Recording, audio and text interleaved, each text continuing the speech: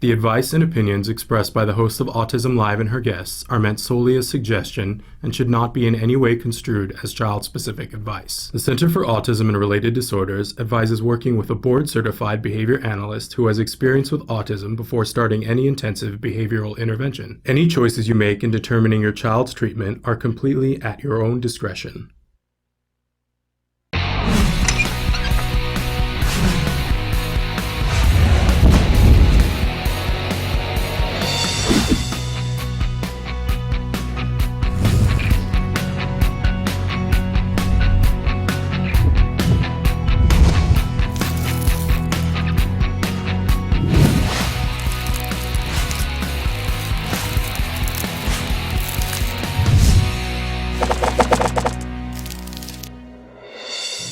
Good morning and welcome to Autism Live. I'm Shannon Penrod and we're webcasting to you live from the Center for Autism and Related Disorders headquarters in Tarzana, California. So thrilled to be here with you today, feeling very springy on this first day of May. It's a Tuesday, so we've got a lot of fun things to be talking about today. We're going to be with you for the next 3 hours talking about autism and how we can be more efficient, more effective in teaching our children who are on the autism spectrum. In particular, we're going to talk about ABA, because ABA, Applied Behavior Analysis, we know is the only scientifically proven effective treatment for autism. And that's good news that it's scientifically proven, but also I want to always add that it's effective for all of our kids. Whether you have a child who is 18 years old, very high functioning, and just needs a little bit of help, ABA can be very effective. Or if you have a child who's 2 and who's profoundly affected, and you're needing a lot of help and every possible thing in between. This is a big, huge spectrum, but ABA is effective working with all of our kids because guess what? It's effective in working with us as well. So these are useful life things that also happen to be very effective working with our kids, and that makes me very happy. We are going to talk about ABA and how we can use ABA, but we'll talk about a wide variety of things here for the next 3 hours. This is always meant to be a conversation, and we hope that you will take part in the conversation, ask questions, give us your suggestions, your comments.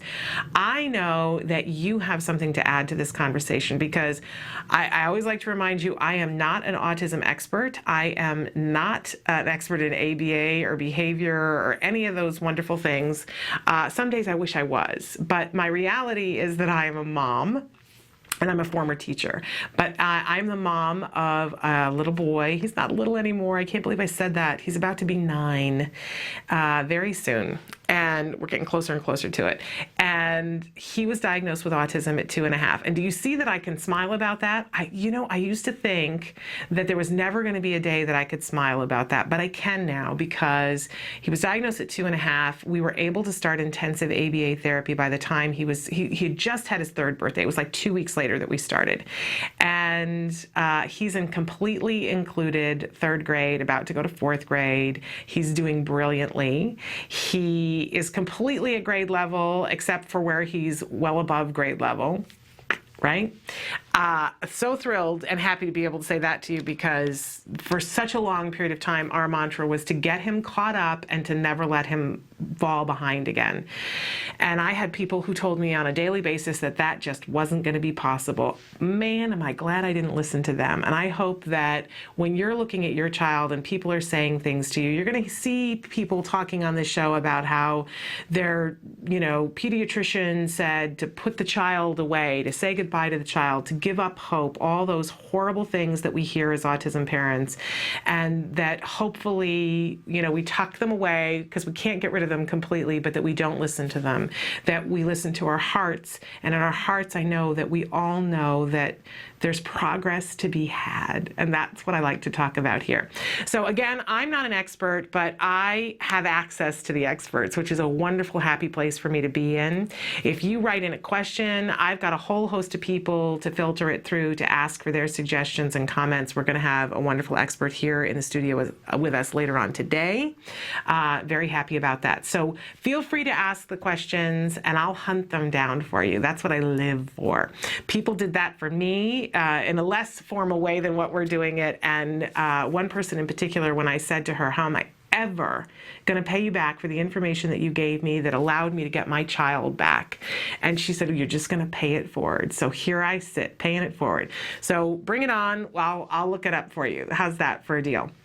And by the way that you can bring it on, there's lots of different ways that you can interact with us here. And of course, the first way, if you're watching us on autism-live.com, you'll see a box that says, well, first of all, it says either live or rebroadcast. If it says live, there's a box there that says your questions. You can type in there and hit enter, and it appears magically on my screen, and we can have a conversation right here. Very easy to do. If it says rebroadcast, don't feel left out, because it's a little bit of delayed gratification, but you can email us 24 hours a day, 7 days a week. We get your emails. We will answer your question on the next available live show, but we'll also send you a typewritten response. I actually have one here that we'll talk about later on, a question that I've typed the response and getting ready to send it out, so that it's about diet. So we will talk about that a little bit later. Also, you can, if you're watching us on any other things, you can be emailing as well, but you can also phone in. And sometimes, I'm much more of a talky person instead of a typey person, but if you're that way too, you can call in, and you can be talking to me right here in the studio if we're live, but you can also speak to somebody outside the studio if you'd like to. I know some of you are shy. It's okay. That you don't have to be on the air with me, but if you want to be, come on down. Also, you can Skype. So if you're someplace in the world and you don't want to pay the toll call, Skype away. If you've got video capability, we'll put you right next to me. We can have the conversation on air if you choose, or you can be talking to somebody off camera. All right, lots of different ways. Oh, by the way, you can talk to us on Facebook, and you can also tweet to us. We really appreciate that. If you're Facebooking us, please take the opportunity to like our Facebook page. We're the new kid on the block, and so I'm going to beg and plead for a like on our Facebook page. But you can tweet to us as well. We really like that. Some of you are answering the question of the day on Twitter. It's a very fun thing. You people who tweet so well, I'm trying to learn. It's a new thing for me, a new skill I'm trying to develop, the tweet thing. Okay, but you can also watch us in other places besides autism-live.com. You can be watching us on blip.tv. And this is directly because of what you guys asked for, a suggestion that you made, that you really wanted the capability to pause, rewind, fast forward, to watch things over and over again, to be able to search for a specific date or search for a specific topic. And you have that now on Blip TV. It's no cost for you to, you can subscribe there, or you can just look for specific episodes and watch on Blip TV. You can also watch us on YouTube. On YouTube, you're going to see more highlights, shorter clips. So if there's an interview that you wanted to see, we're going to have Vince Redmond in the studio later on, and if you're not able to be here because you're off to OT or speech, you can catch Vince on YouTube. So that's a wonderful thing. You can also download the entire shows on iTunes, and it's free. Don't you love that? I love when things are free. You could do that. You can subscribe there as well. We love reviews on iTunes too. And very shortly, you'll be able to download just the audio portion on iTunes. I know you guys have asked for that, because some of you want to be listening to interviews and things when you're out walking or listen in the car. So that's on its way, as well as some other places that you can download the audio or video podcast. So lots of ways to interact. Really, I can't tell you how much we enjoy it when you guys interact, because that's what we're here for. So we get really excited when you guys interact. Hey, we like to start every morning with something that we call the jargon of the day. The jargon of the day makes me really happy, because it's where we're walking our talk. We talk about teaching our children a new skill and how important it is to break skills into very small, bite-size, manageable things that our kids can learn. Well, we should do the same for ourselves, right? So when we are on this journey through autism, it is jargon intensive. It can be so overwhelming. I get so frustrated. I hate when I'm talking to somebody and I say, so what do we want to do about this? And I get a stream of letters that I have no idea what they mean, and I have to say, okay, I'm sorry, I don't know what that means. And sometimes I'll admit that I don't do it because I think I'll look it up later on and I either forget to do it, or I look it up and I can't find what it means. So very frustrating.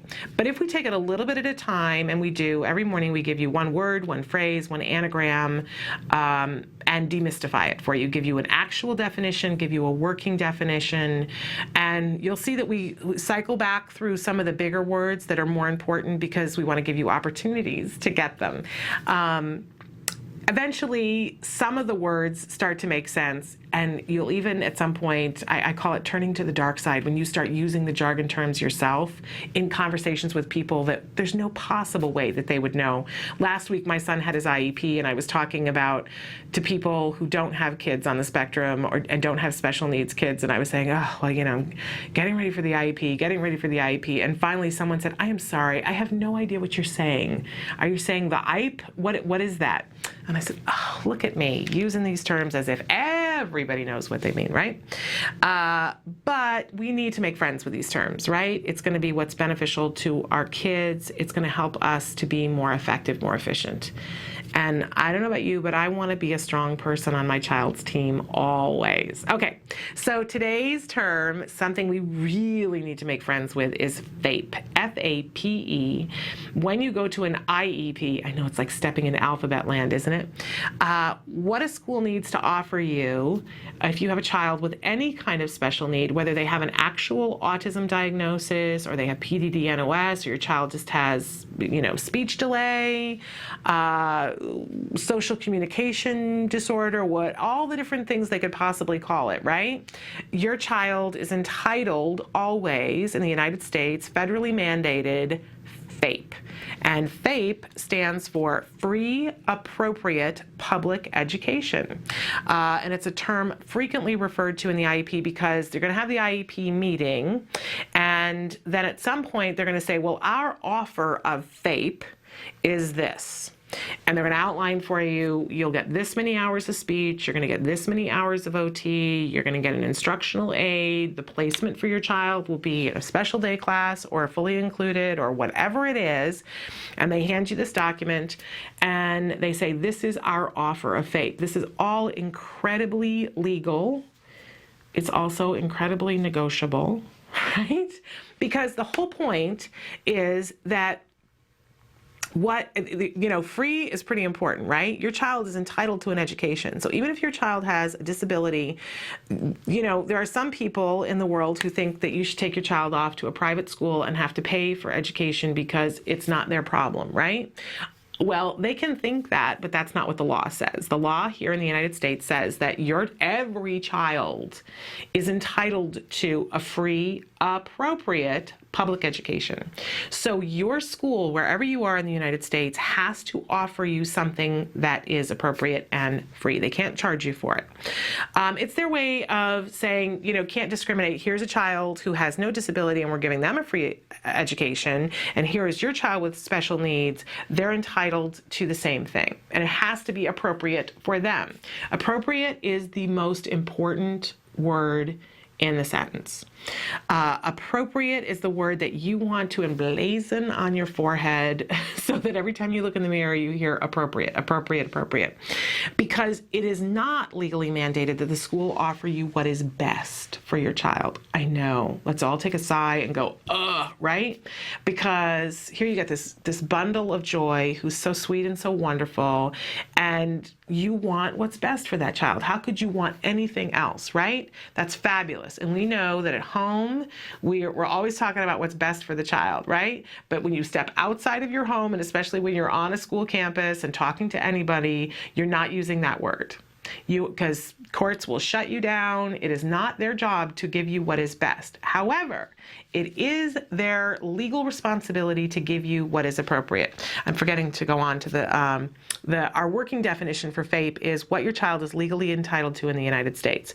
So again, getting back to the appropriate, when you are there talking to them, the school will offer you things and they have to be appropriate. You're going to decide if it is appropriate, that you're going to sign off on it, and then your child will get those services for the next school year, and potentially for the next 3 school years, because they're legally responsible for having triennial where you renegotiate what's happening, where they'll test your child, see what progress is being made, and see what's appropriate now. But more than likely, you'll have an IEP meeting every year and kind of renegotiate the finer points. So what is appropriate for your child? This becomes the big question, right? This is the big question that you have to answer and that the school has to answer. And it's often the case that what you think is appropriate and what the school thinks is appropriate don't mesh completely. That's where you get into a negotiation, and it can be dicey. It can even get to the point where it becomes so contentious that you or the school files due process and you go to court, and hopefully before you go to court, you go to mediation. It can be a very, very stressful time. And for you to know what's appropriate for your child is sometimes really stressful. Sometimes we don't know. And this is where a lot of things come into play. I encourage you always to have a local support group and that global support group. And when it's IEP time, both are going to be important. It's important to ask your local support group and say, I'm going into the IEP for this school. Here's a little bit about my child. Here's what my gut is saying my child needs, because you're going to have a feeling about whether your child needs an aid or not, right? You're going to have a feeling about whether your child needs to be in a special day class or whether they need to be included. And I always am really interested in what the parent's gut feeling is, because I got to tell you, and you probably think, I don't know, I wasn't a teacher, I don't know. But 99.9% of the time, I really think like the parent's instinct is usually right on. So, have your instinct, tell your local support group, this is what I think would be appropriate for my child. This is what I'd like to have. Talk to me about what happens in my local IEPs with this school. Has anybody done this? Has anybody gotten this? What kinds of things? They're going to give you the scooperooty on what happens and what a certain person might be like in the meeting, who to talk to, who's going to be on your side. Give your local support group the information and they'll help to connect you. But then also ask the more global support group, here's what I'm feeling. Has anybody, what's the argument that you've been able to put forth to get this or that or the other thing? I think you'll find that it's really, really helpful, because not only are you going to get some suggestions, but you're also going to hear from families what they've gotten, what their school deemed appropriate, and it's going to open your eyes to what's possible. I hear parents all the time who go into an IEP meeting and they go, oh, you're offering me, because, when we get diagnosed, we think, how am I going to pay for this, right? It's overwhelming. Then you get into this meeting and somebody says, oh, well, we're going to give you an hour of speech once a week for your child, and you go, and you're going to pay for it? Oh, that's what my child needs. Oh, that's such a relief, right? And people go, where do I sign? And they sign the piece of paper. And then they find out that a child at the same level was offered 2 hours of speech a week and is progressing twice as fast. And they go, oh, I didn't even know. I didn't know that I could ask for 2 hours. I didn't know to ask, where is my child in relation to? So always helpful to consult with other families and let them know, here's where my child is, what have people gotten in the past? Don't be timid. If you need to, if you feel very overwhelmed, ask if there's an advocate or even another mom in your local area who's done this before and might be somebody to take along with you to the IEP to hear the FAPE. But the biggest suggestion, and I've said before in our IEP discussions, always ask to bring a tape recorder. You have to ask them. In some states, it's 24 hours before, and in some states, it's 48 hours before. Ask in writing 48 hours before so you know you're covered. Email counts. Just say, I'm letting you know, giving you legal notice that I'm bringing a tape recorder. They will also bring a tape recorder. I know people who say, well, then they're going to know I'm going to be adversarial. No, then they know you know what you're doing. You're not adversarial yet. Lots of people bring the tape recorder. It will ensure that things go easier, and don't sign off on the IEP on the day up. Go home, read it over. And then you can sign it the next day if you want to, or have somebody else look at it. But don't sign day up. You will have to sign that you attended, but don't sign anything else, okay? And take overnight to think about, is this what's appropriate for my child? Trust your gut. If it's not, don't be afraid to go back in, and don't be afraid to get a lawyer if you need it. Don't be afraid to get an advocate. Your local support group will give you suggestions of who to go to that's actually effective. And always ask for the free consultation before you retain anybody. You can get lots of free information in the free consultation and sometimes not need to hire somebody. And they know that. Okay, that's our jargon for the day, FAPE. Appropriate is the most important part of it, although free is pretty good. Okay, we always have a question of the day for you, too. A question of the day, we want you to participate. We love that you guys are answering this on Facebook and on Twitter, and you're having conversations with each other. It's very exciting. And you're helping each other. I love that. Okay, so our question today is, what do you wish your child's school would provide that they aren't right now?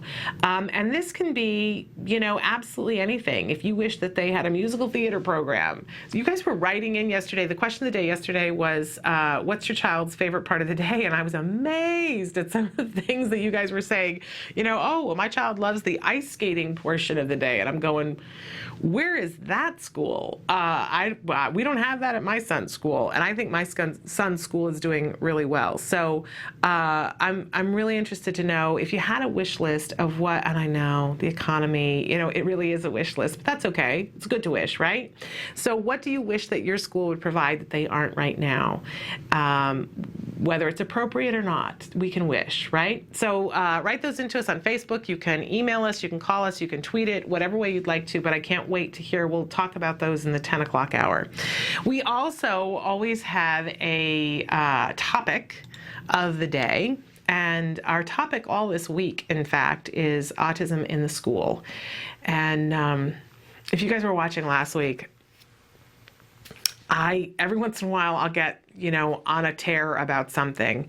And it was just so disheartening to me last week when we heard the tapes of the boy whose dad stuck the tape recorder in his pocket and sent him to school so that he could hear what was happening because his child was engaging in challenging behavior and he couldn't figure out what the cause of it was.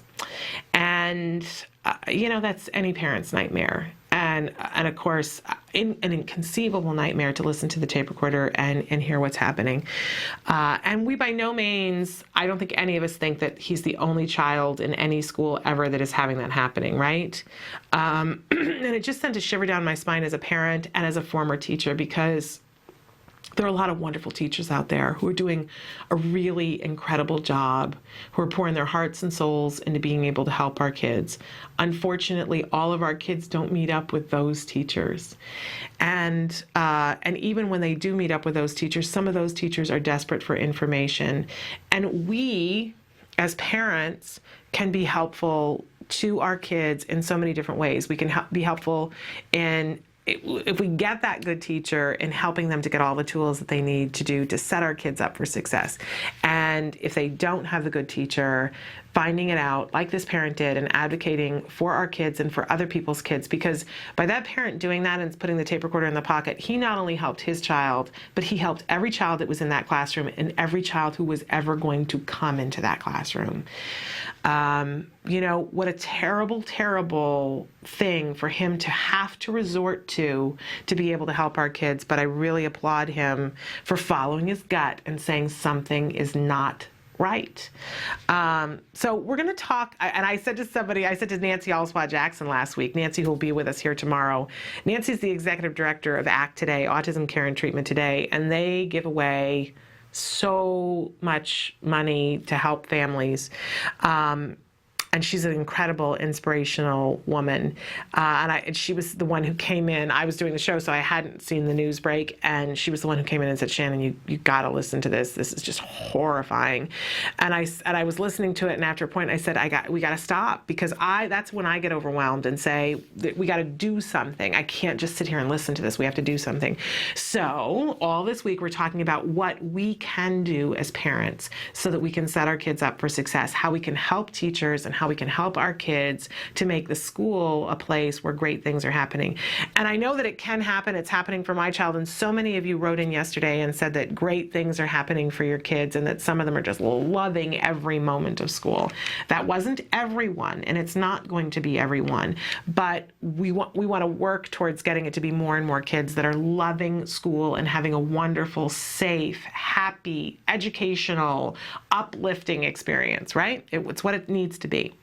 Okay, to that end, some of the different things that we're talking about today, we are going to take on healthy eating, and we had a question about diet that I'm going to answer in just a second.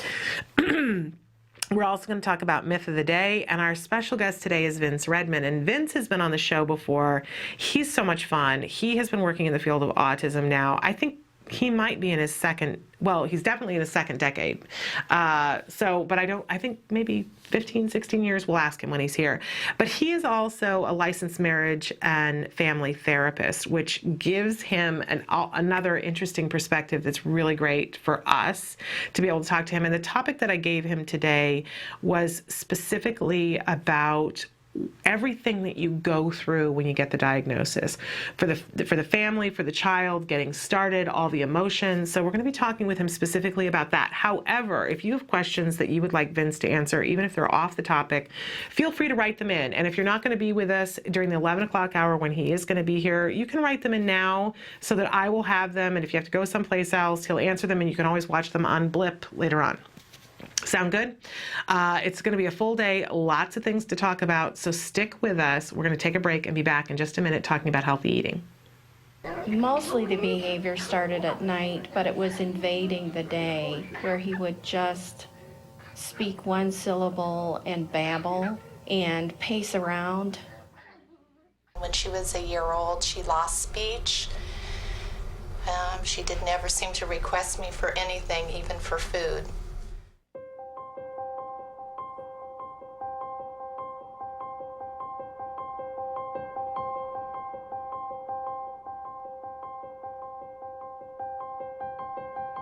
He told me over the phone that I should just put her in an institution. What's an institution? A hospital. Yeah, isn't that nice?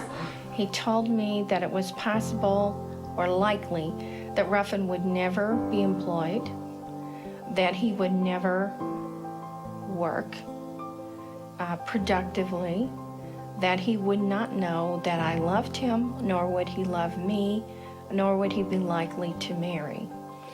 There's a 50% chance that he won't be able to talk at all, but if he does talk, he will only be able to, make simple desire requests. I want, things like that. And probably by the time he was 10, he'd be in a home. Doreen told me that he would recover, and Doreen told me that he would go to regular kindergarten. I really have a very normal kid now, and lots of normal worries, but not extraordinary ones.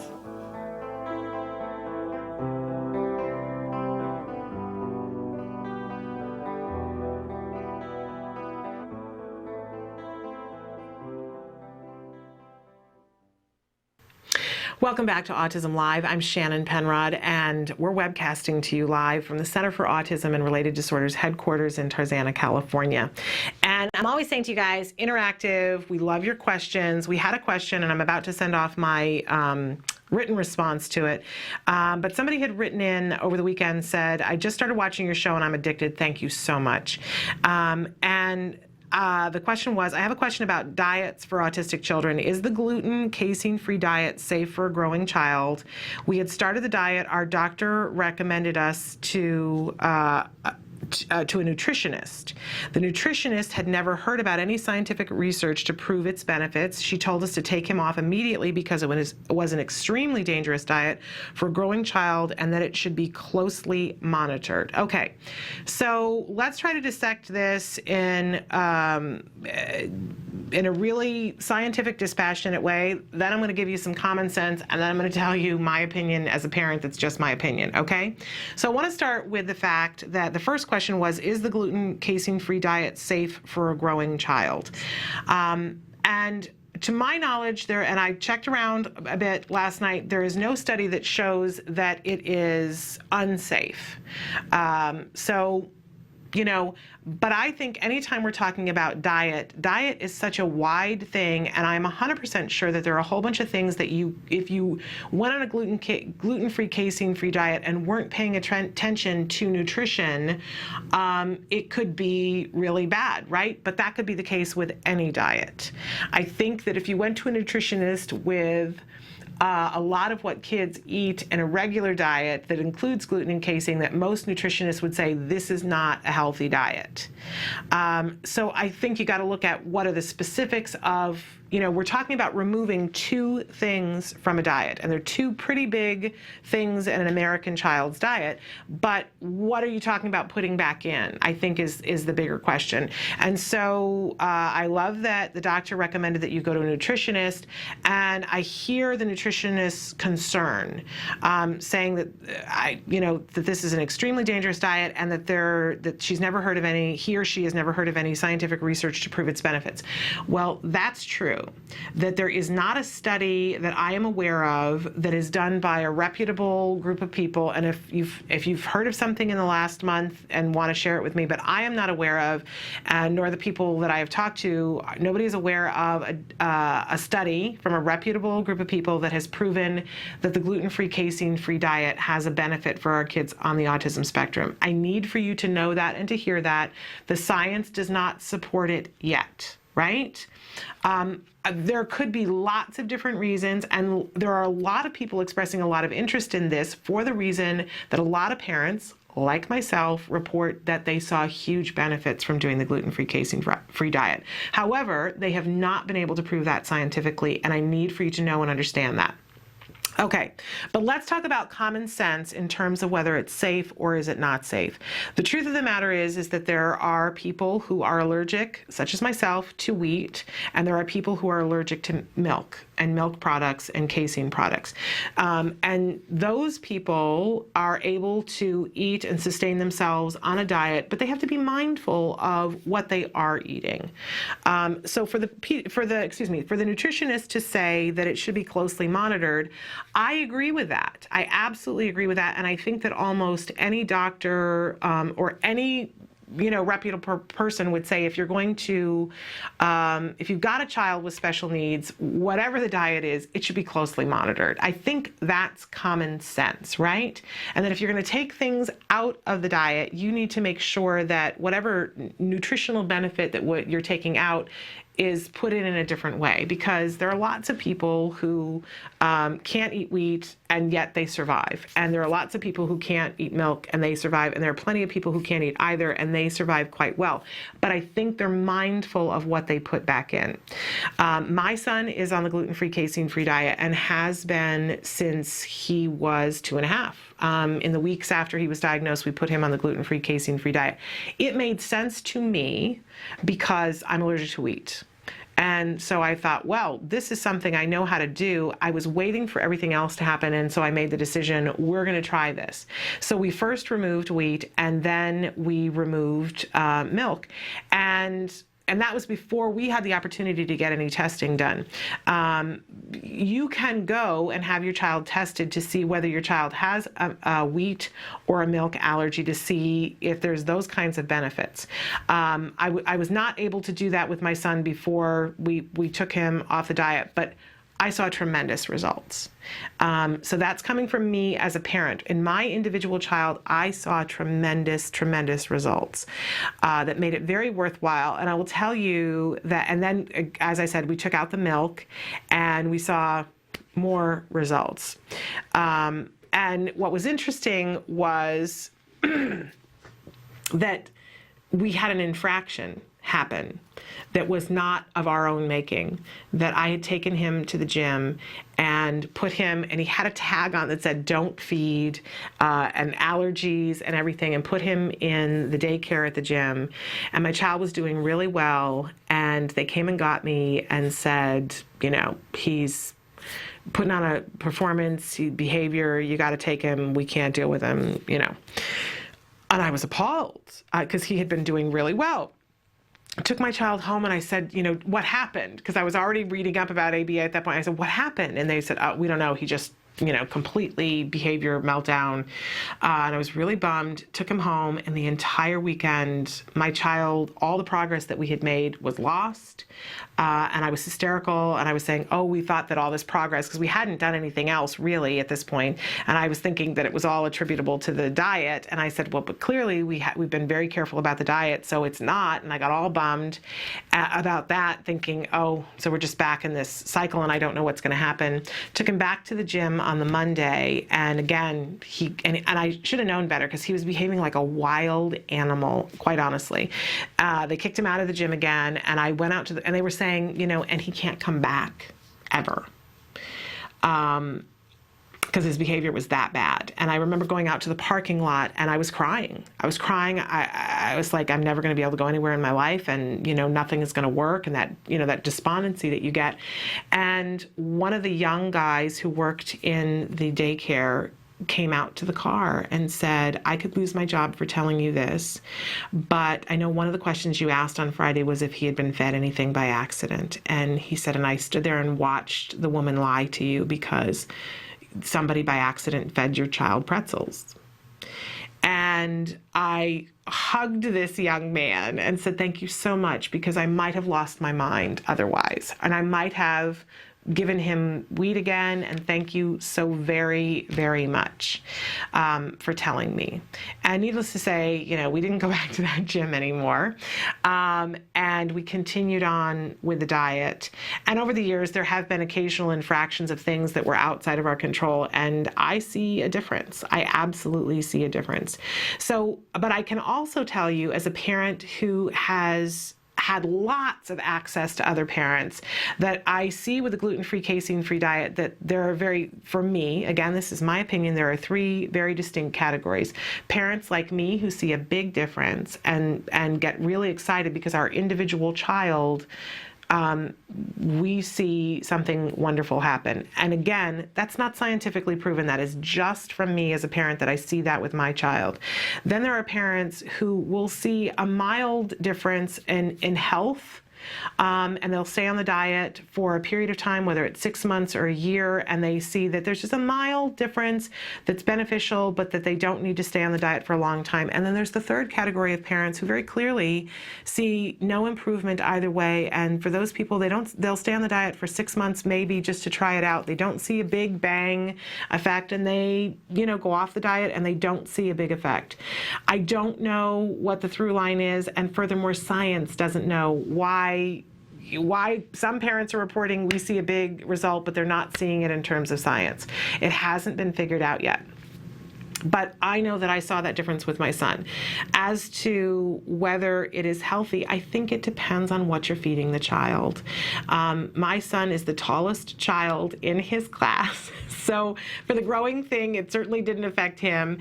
But I'm very careful about what I feed him and make sure that his diet is nutritionally balanced, and have been to the nutritionist, have been to his pediatrician. All of his blood work is beautiful, and he's incredibly healthy. At an appropriate weight, especially, he's so tall. And, anytime anybody goes anywhere, or when I've shown a nutritionist what my child eats, they say this is an incredibly healthy diet.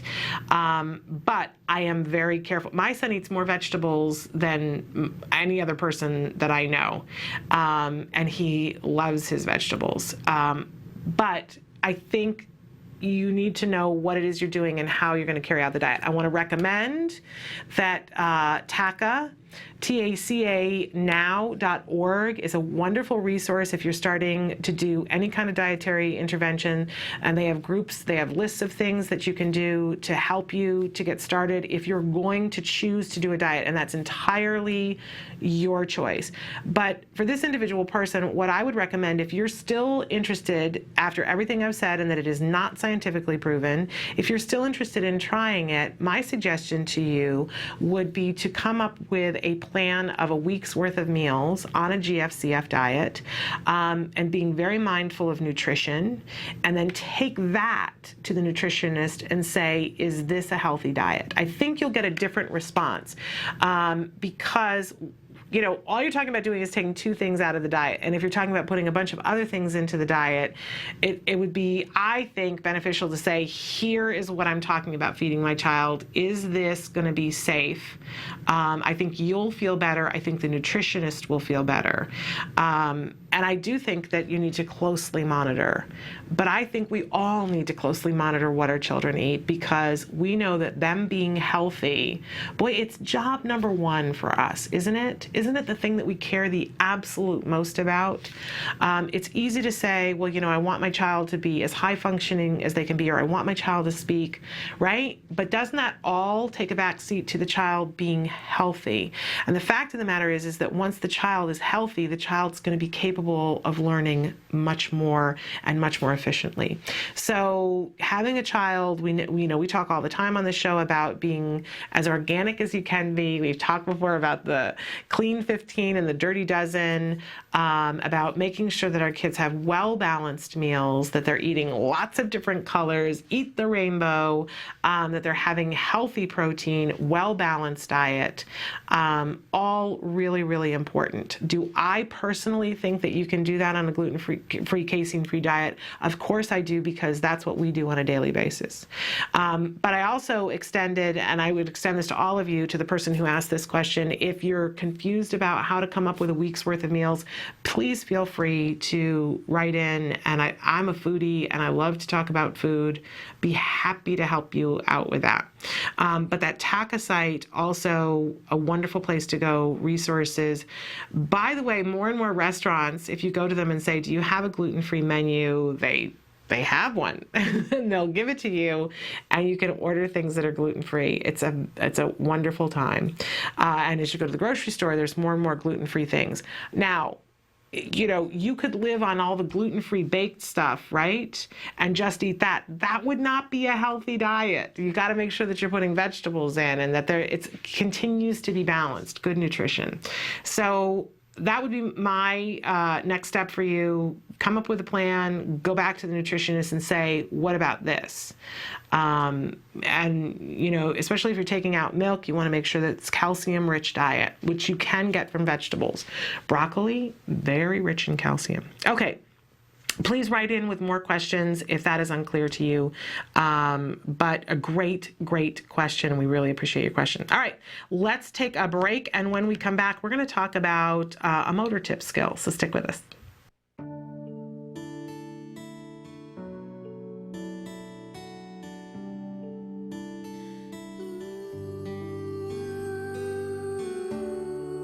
I am grateful for Autism Speaks because they allow families like me to have hope.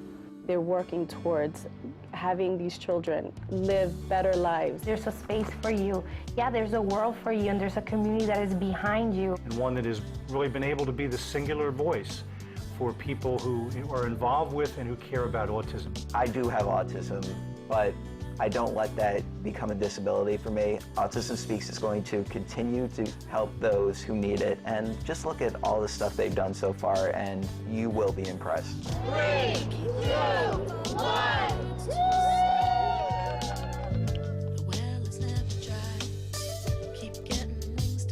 And you need to support the walks. We have to raise awareness, but we also have to raise funds to do the work. I'm grateful for Autism Speaks for one main reason, is they are allowing me to focus on the research. The work that Autism Speaks has been doing is critical for keeping autism research on the radar screen.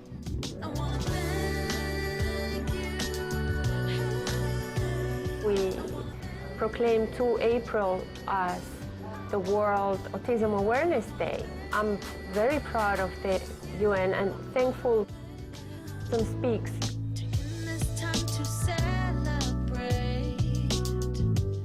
Getting the health mandate bill passed in New Jersey particularly, we needed to be able to make an argument, not just do this because it's the right thing to do, but do it because it's cost effective. When everyone else told me nothing was wrong with my son, I got information from a website that told me something wasn't right. I am so proud of Autism Speaks for creating these beautiful ad campaigns, which have reached people who are not affected by autism and have also created a greater climate of compassion and understanding. It's been really great for Bachman to have gotten involved with Autism Speaks early on I think everybody here feels like they really make a difference. To make sure that we generate as much money as we can for Autism Speaks so we can all solve this puzzle together.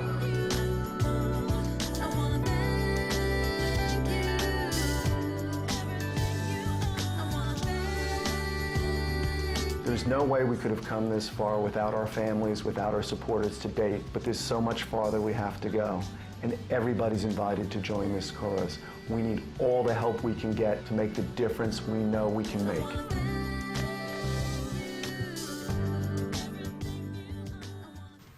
Welcome back to Autism Live. I'm Shannon Penrod. I wanted to take a minute to talk to you about motor skills, and in particular, fine motor skills. This is one of these things that we're going to hear about a lot in the classroom, our fine motor skills. When we talk about motor skills, we really usually put them in 2 different categories. I put them in 4 different categories. But you'll hear people talking about fine motor skills and gross motor skills. And the gross motor skills are the big muscle skills that, you know, the running, jumping, walking, skipping, kicking a ball, those kinds of things. Think all the team sports. That's going to be included in gross motor. Fine motor is going to be all of the hand and finger skills.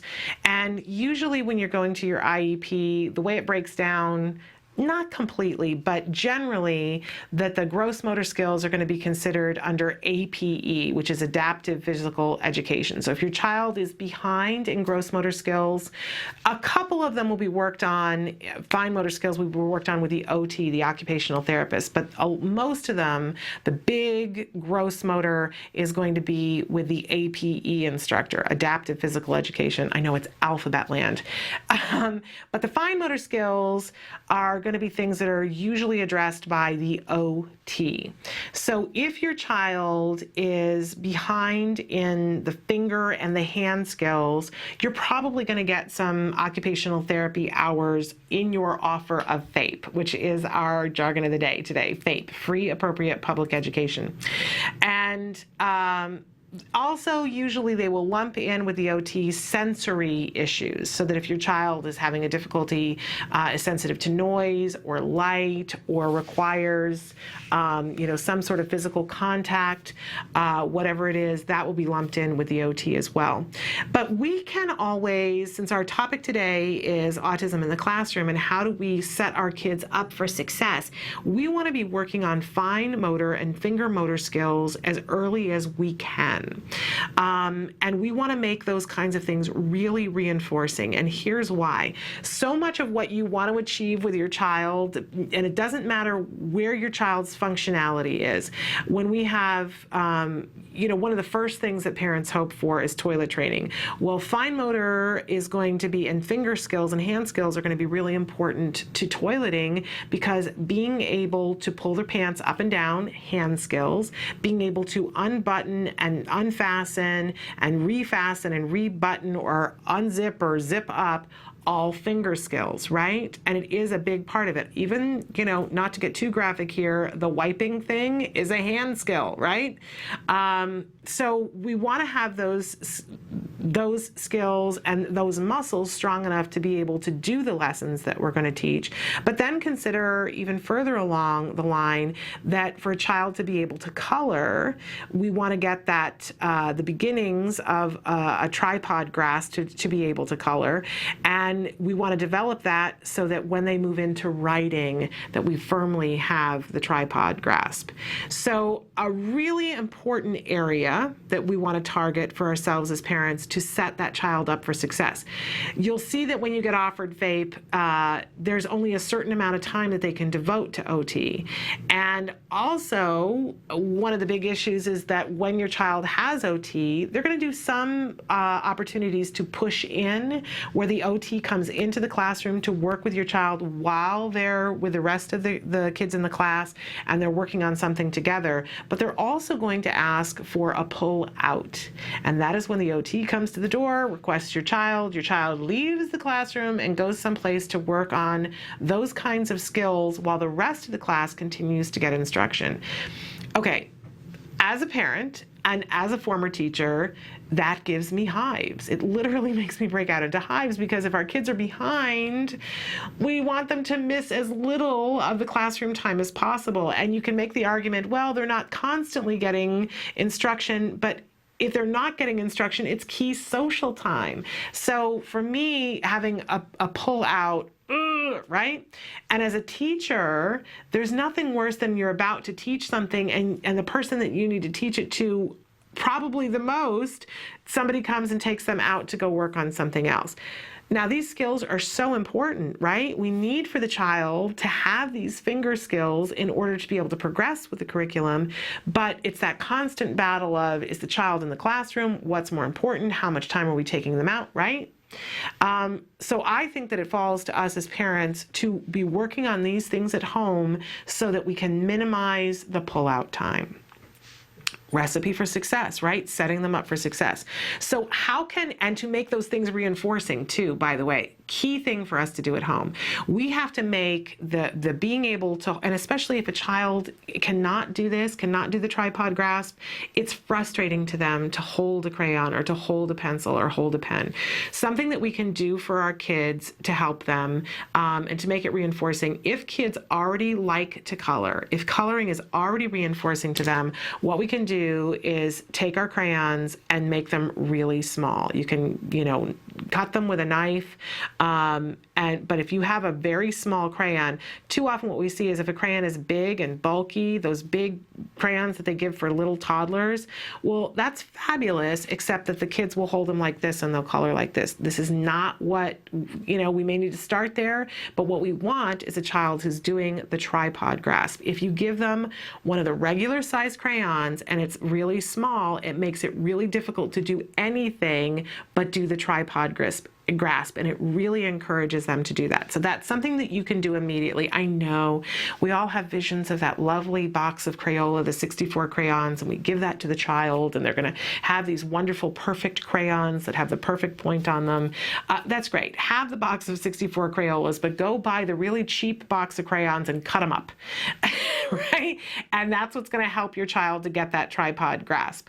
And then reinforce the dickens out of it. If they're coloring with that small crayon, make sure that you're making that reinforcing by pairing something that's reinforcing, that if the child will hold that and color and only work on one thing at a time. If they're doing the tripod grasp, don't worry about whether they're in the lines. You can worry about in the lines later on, but let's get that tripod grasp going and reinforce for it so that if the child, and you can feel it out for yourself, whether it's that they color one section and when they do that, they get the thing that's reinforcing, or that they color for a certain number of seconds. If the child really finds it aversive and they really don't like it, you can have it be, that they color for 3 seconds and they get the reinforcement. And then tomorrow you make it 4 seconds and then it's 5 seconds, and but make it reinforcing. Another great thing to do are those lacing cards and the laces with the beads. And there's nothing more fun. I know, can you tell I'm an ex-teacher? I love to go to those educational supply stores. But garage sales are also great for this too, because the educational supply stores can be expensive. Make sure that you request a discount, because they always give a discount to teachers. And if you're doing any kind of teaching at home with your child, you qualify for it. So ask for the discount. But they have those great lace-up cards where the child has to put the lace through a hole to what I love are the ones that there are 2 pieces to it that we were able to find, and I didn't know that they made these ones specifically for boys, that it showed like a baseball scene, and then there was a glove that had to be laced onto the card, because the ones where they're just lacing the card, I don't think it's as reinforcing for them, because you're just putting a lace through a card. It's not really accomplishing something. But for some reason, attaching that glove to the picture for some kids will be more reinforcing. But again, you want to make it reinforcing by when, maybe it's when they poke it through one hole and then the other one, they get reinforcement. And we have to always remember that it's got to be the thing that's reinforcing to them, not the thing that we find reinforcing. And then stringing beads. You know what's funny about that is that I tried to get my son to string beads, and I could not get him to find it reinforcing. It didn't matter what I did. He did not find it reinforcing. And I've said before that his kindergarten teacher is a saint walking on this earth. She is just the most wonderful teacher ever. And she made it reinforcing for him. Part of it was because there were peers sitting there and doing it, but she found macaroni that was, and they colored it into different colors, and she was teaching them how to count to 100. So she really wasn't working on the lacing, but this is brilliant teacher, right? So she had different colored macaroni, and they each got to pick the color of shoelace that they wanted. So of course, my child finds blue reinforcing. He was so excited that he got the blue lace, and they had to make a rainbow with the macaroni, taking 10 of each color. So they were counting to 10, and they were making a rainbow necklace that would have 100 pieces of macaroni on it. My child was so excited. He was working overtime to get that grasp and to, do the hand skills to get that laced on. He was so proud of himself, and counting to 100 at the same time, because 10 groups of 10.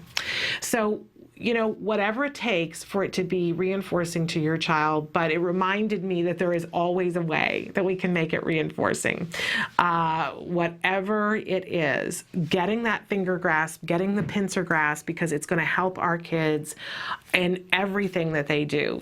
Toileting, writing, being able to open a water bottle, stop and think, being able to hold a fork and a spoon, all of those things come with the finger skills, but make it reinforcing. We're going to be back in just a minute. Stick with us.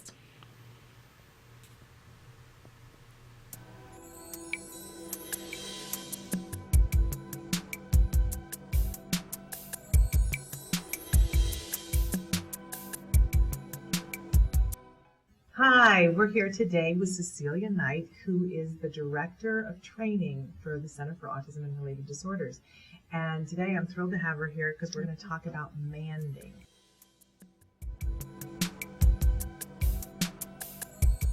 What is manding? A request that you would make of another person. Why is manding one of the first things that seems to come up in most programs? Okay. Well, a baby requests for his mother's attention by crying or by reaching. And so it's one of the first ways that you let another person know what you need. And then that other person reinforces you by either picking you up or giving you something to drink or something to eat. And so many of our clients aren't really good at that once we start a program with them. And unfortunately, many of them engage in inappropriate manding. Screaming, kicking, biting. And so what we're trying to do early on is no longer reinforce the inappropriate ways of asking and rather reinforce the appropriate ways of asking. And as we teach them an appropriate way to ask for, Mom, play with me, can I have juice, or even more simply, help, then we see those inappropriate demands decreasing and the appropriate demands increasing, because the child's wants and their desires aren't really changing, but we're teaching them the right way to get their needs met.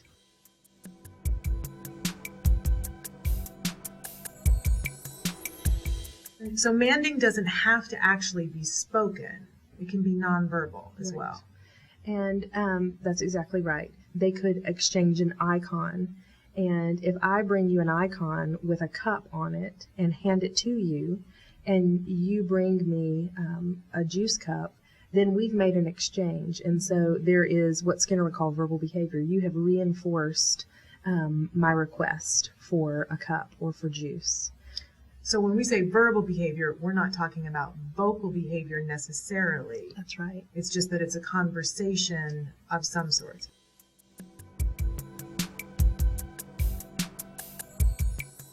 What is reinforcing to the child? The demand is evoked by the child's desire or their need for something. So early on, we may arrange the situation where I know that they're interested in the juice and they're reaching for it. I may hold it back to just say juice or ja or whatever is appropriate for that child. And then as soon as they emit any sort of response, give a high level of praise and then immediately give them the juice. But what controls demand is that specific reinforcer.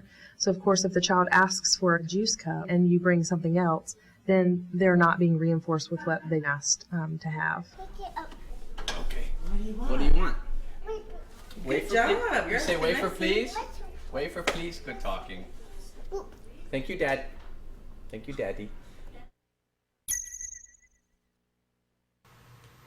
Welcome back to Autism Live, and it's that time of the day, one of my favorite times of the day, when we introduce the A word. This is the wonderful documentary being made here at the Center for Autism and Related Disorders. They're following a little boy, Jack Riley, who's about to be 3. You'll see that in the video. He says that he's 2, but his birthday is coming up, and he was diagnosed early. They caught it early. He's been doing ABA therapy at this point for about 6 months, and there's been a tremendous amount of progress, which is not atypical, right? But as you make the journey, and we talk all the time about the proper amount of ABA therapy for the proper amount of time. And I love this documentary because it demonstrates why. And what we see is this little boy is catching up, but as he catches up, he will cycle from time to time because he's growing in and out of other challenging behaviors. So we're going to see in this video that Jack Riley has started biting. And you'll see the therapist trying to figure out why the biting is happening, and then you get to see a tantrum. And I know it's horrible of me to be that excited about it, except that I want you to watch, in particular, what Dad does during the tantrum, what Mom does during the tantrum, and what the therapist says afterwards. We'll talk about it at the end, but take a look at the A word.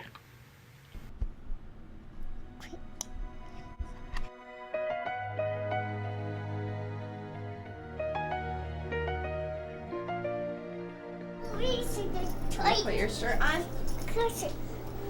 Oh, really? Whoa, whoa. Oh, really? Oh, really? Oh, really? Oh. So I got an email from Miriam saying... Jessica received an email from the other therapist that Jack Riley has been attempting to bite them. So she's checking in with Mike and Cheryl to see what's going on. Has he tried to bite you guys? He bit me. He got hurt. On Tuesday morning. He bit me good. Was it just out of... Oh, it was aggression. Was there a consequence? I snapped at him and he cried. Kind of unexpected too. Yeah. And he doesn't bite out of aggression. Yeah. He never did that before. It's this sort of this week.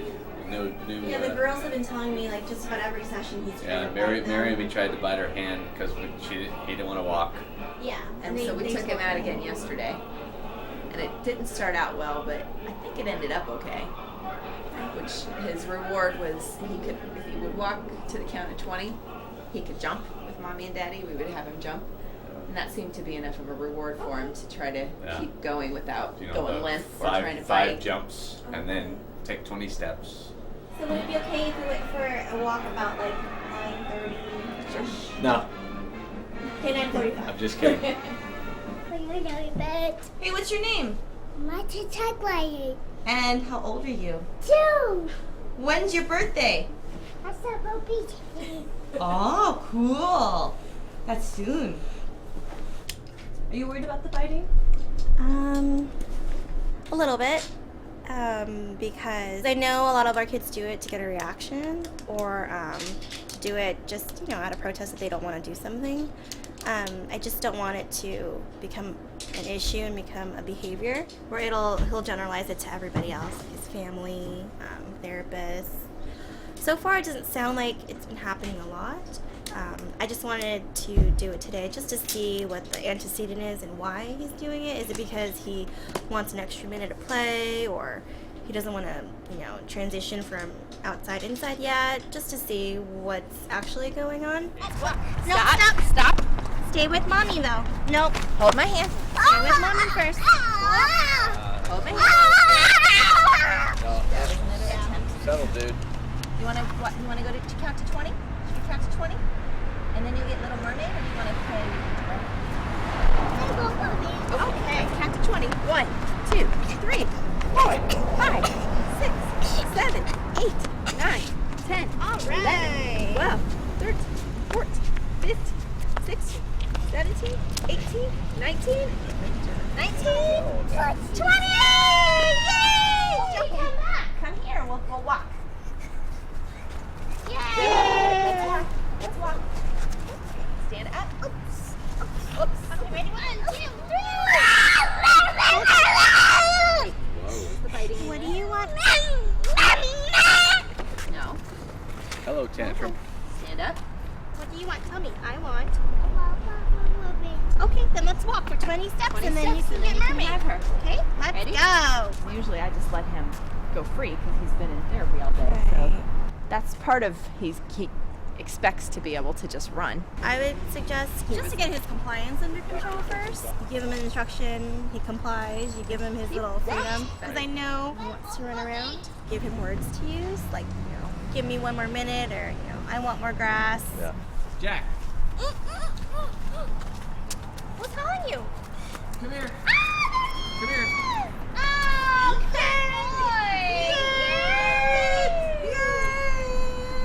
There you go. Good job, buddy. Now what do you want? You want pancakes? Mermaid. Mermaid. Mermaid. Yeah, mermaid. Hey, Jack, here's the mermaid. She's gonna tickle you. She's gonna kiss you.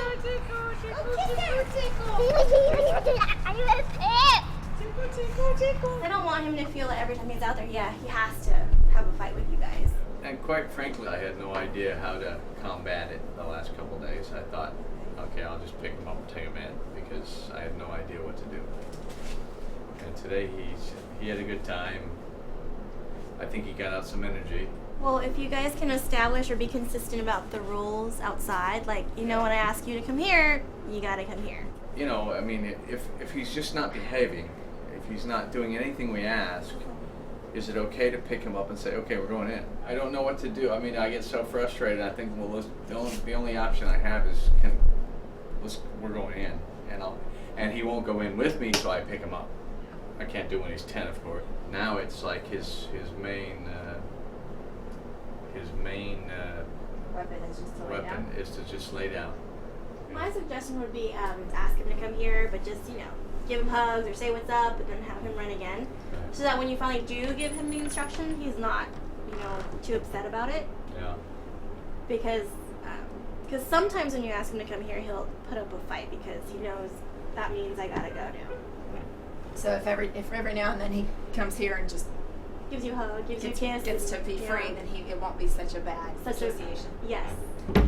It was a nice experience. And, the last couple times have been seriously to where I didn't even want to take him outside again. Just so traumatic. You want the Little Mermaid? Little There Mermaid? she go.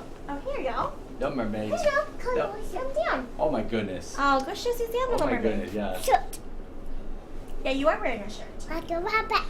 You'll be right back. I'll be right back. Oh, yeah, that's too fun. Welcome back. So, did you watch? And first of all, I want to say, I don't want to be confusing in saying that we're being judgmental here at all, because these are the kinds of things that all of us are going to do because they're human nature. And I love this family that they allow us to see what they're doing. That's a very vulnerable place to be in. And I so want to start by saying this is human behavior that I engage in all the time, right? I hate to say this, but I'm going to say mistake. But what I'm really saying when I'm saying mistake is not picking the most effective thing to do, right? So I'll try to language it in terms of that, because honestly, and I start the show always by saying we want to be more efficient, more effective working with our kids. And I know for a fact, having watched enough of these episodes, that both this mom and this dad have devoted countless time and energy to being the most efficient, most effective that they can, because they care so deeply about this little boy and they want to give him the best opportunity, not just the most appropriate one. They want to give him the best opportunity to be able to do the kinds of things in life that he wants to be able to do, right? That's why they've devoted so much of their time and their energy and given their home up to be able to do quality ABA therapy in their home. So we're all clear that the intentions are all good, but we all learn at a different pace, and all all of us, when we're doing ABA, to a certain extent, have to overcome our preconceived notions of how we behave, right? And that's hard. That is really, really hard. And we all have to cut ourselves some slack and say that we are not always going to instantly react with the thing that is the most effective, the most efficient. And this is a perfect little example that as they're walking and you saw the therapist come in and she has the whole discussion with them about what happened, when did the biting happen, when are you seeing it, what happened before, what was the consequence. This is exactly what we talk about all the time, the ABCs of the behavior. The A is the antecedent, what happened before. What happens that triggers the biting to begin. Then the B is the behavior, what does it actually look like? The therapist will talk about the topography of the behavior. All they're saying is, what does it look like? What is it exactly? And then what is the consequence for this behavior? So the therapist asks these questions and formulates some ideas, and what comes from the interview is that it's tending to happen when they're outside and they're walking. So she says, well, we're going to go do that then, because I want to see the behavior. She's really engaged in an FBA, a functional behavior assessment, because as soon as she knows what the function of the behavior is, they're going to be able to have a behavior intervention plan that's going to be effective, right? But what you see is that there is emotion around this behavior. And in particular, I mean, neither one of the parents are thrilled about this behavior, right? It's scary that here's this child who's been progressing and now he's going to bite. Well, biting is scary because it will hold your child back from a placement in school or in preschool. It's going to affect their ability to make friends. And, the mom says, I got bit on the arm. Not fun. Not fun at all. Okay, they go outside, and we're not getting to see the whole thing, first of all, but you see that the dad has emotion going on. He's got some frustration going. Can we not relate to that? I can relate to that. But he wants the biting to stop. But there is some frustration and some fear about why now. We saw in last week's episode or the week before that the dad was saying, my son makes progress and I feel hope. And then something happens that he'll engage in behavior and that it squashes dad's hopes. I love this dad because he's really being honest with us and telling us what's really going on, and I think we can all relate to that. I can't tell you the amount of times that my son would do something and I would get hope would spring anew, and I would think, oh my gosh, my child is going to be able to, and the dad listed off all these things. He's going to be able to play on a football team. He's going to go on a date. He's going to go off to college. He's going to have a briefcase. He's going to have a life. Yay! And then your child turns around. It's that 2 steps forward, 1 step back, sometimes 10 steps back, right? That is a part of this journey. It is a part of this journey. And then all of a sudden that fear it collapses and you go, oh no, we're back to square one, because that's what it feels like. It isn't.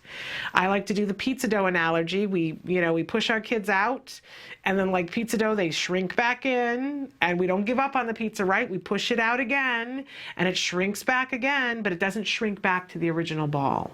And we keep pushing out, and eventually the pizza dough stays out.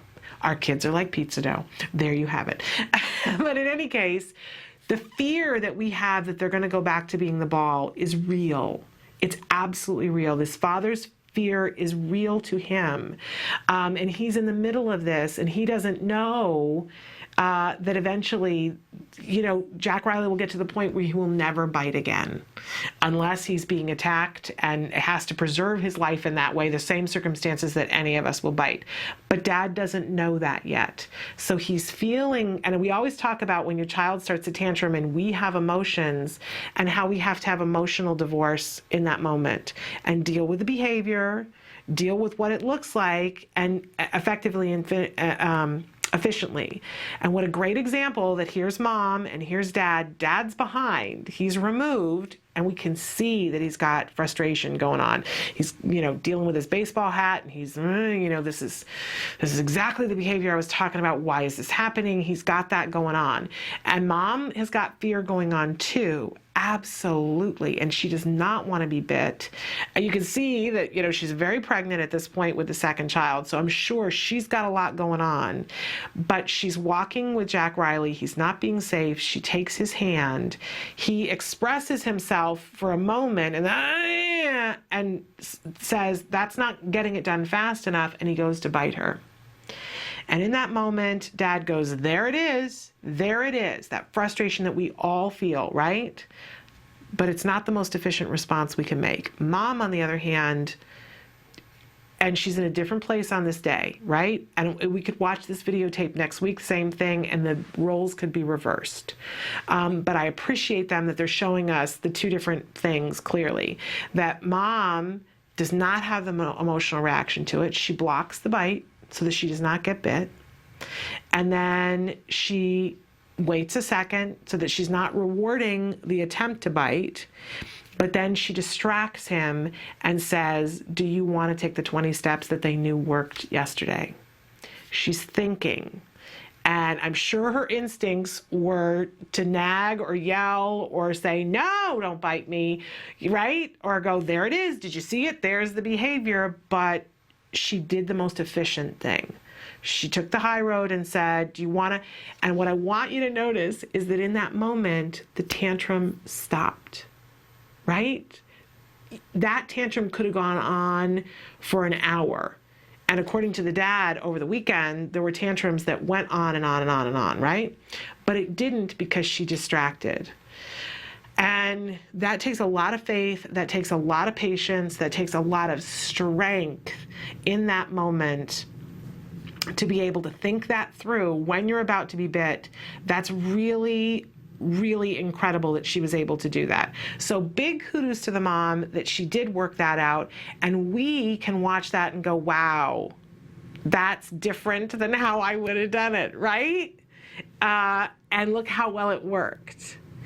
Dad will get there too. 100% sure that Dad will get there too, because he's going to get better and better at emotionally divorcing himself from the frustration. And you know, in some families, it's the opposite. And like I said, next week, Mom might be extra tired, and Dad will be standing there and going, "Okay, wait a second. Our behavior intervention plan for this is this, so I'm going to do this," and thinking it through in the head. When Mom is there going, "Stop it," right? We're never going to be perfect. Nobody is ever going to be perfect, but what a perfect example for us of what we can do and not be efficient, and what we can do and be efficient, and the result with the child. I really applaud this family, because I'm sure, for the dad, it's not easy for people, to be like me, commenting and going, "You weren't at your best in this moment." But please know that we are all of us watching, there is no judgment, because we are all going to do that. I'm sure I did that this morning, right? And that as we move along on this, that if we see, oh, okay, here is how I responded in this moment, and it wasn't my absolute best moment, okay, you're going to get another opportunity. And I think it's great to model how we treat ourselves, in a way that is how we hope that we treat our children and how our children treat themselves. Because our children have a longer road in terms of learning things. They're going to make mistakes. We give them as many opportunities as we can to get it right, and we help them to get it right. And when they don't get it wrong, when they don't get it right, when they get it wrong, we don't berate them. We don't say anything. We give them another opportunity. We have to do the same thing for ourselves. When we don't get it right, we go, "I'm going to get another opportunity." And not berate ourselves for not being able to do something that's difficult, right? We wouldn't do that to our children, would we? That's what those people were doing on that tape to the little boy in the classroom. We don't want to be a part of that. So we're not going to do it to ourselves. And we certainly don't want to teach our children, oh, when you get something wrong, you berate yourself for it. You say, okay, I didn't get it right that time, but I'm going to try to do better next time, and I'm going to know that I'm not going to get it 100% right ever. Ever, ever, ever. We have wonderful therapists who come in here who know so much and have worked with thousands of children, and they talk about with their own kids that they get it wrong sometimes. It's okay. It's okay. We just want to do the level best that we can. And that means in the moment, not letting words come out of our mouths for what we're feeling, not showing the frustration, saving that for another time, but instead doing what the mom does, protect ourselves, Protect the child, give it a second, distract them with something that they find reinforcing, and the tantrum is over. And she has a compliant child again. It's brilliant. We're going to keep showing this all week and looking at different elements of it because it's worthwhile. All right, we're going to take a break, and when we come back, we're going to talk about viewer response on Facebook, and we're also going to let you know about a new contest that you can win something fabulous. So stick with us. Back in a minute.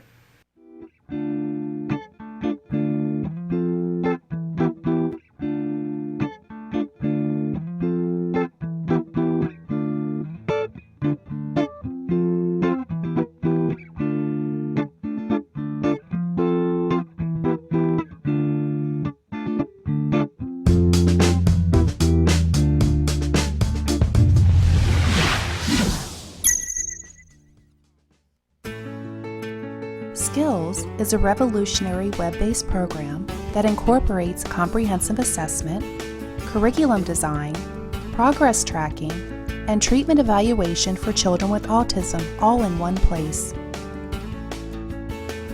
Developed by the Center for Autism and Related Disorders. Our approach is based on over 40 years of research on the principles of learning and their application to improving the lives of children with autism. How does Skills work? Created with speed and simplicity in mind, Skills was modeled on an easy 3-step process. Step 1. Start assessment. Step 1 begins with our intelligent assessment system, which consists of a series of questions. This assessment is essential to identifying your child's level of skills compared to their typical peers across all areas of development. This includes assessing social, motor, language, adaptive, play, cognition, executive functions, and academic skills. Every skill has an assigned age which indicates when the skill emerges during typical development. This means that each child is automatically presented only with lessons that are relevant to his or her age.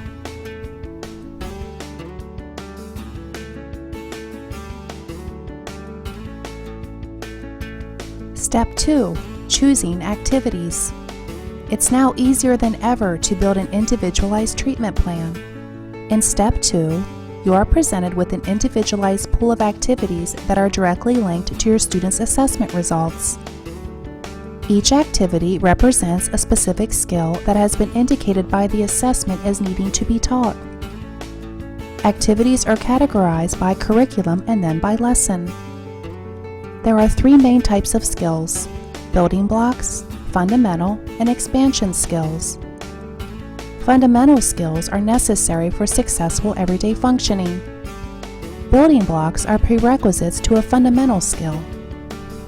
Expansion skills are non-essential skills, but may provide further enrichment in certain areas. After reviewing the activities available to you, you can quickly add your chosen activities to the treatment plan by simply checking the box and clicking the button. Step 3. Start treatment. Once you have selected and added the activities you want, you are ready to begin teaching.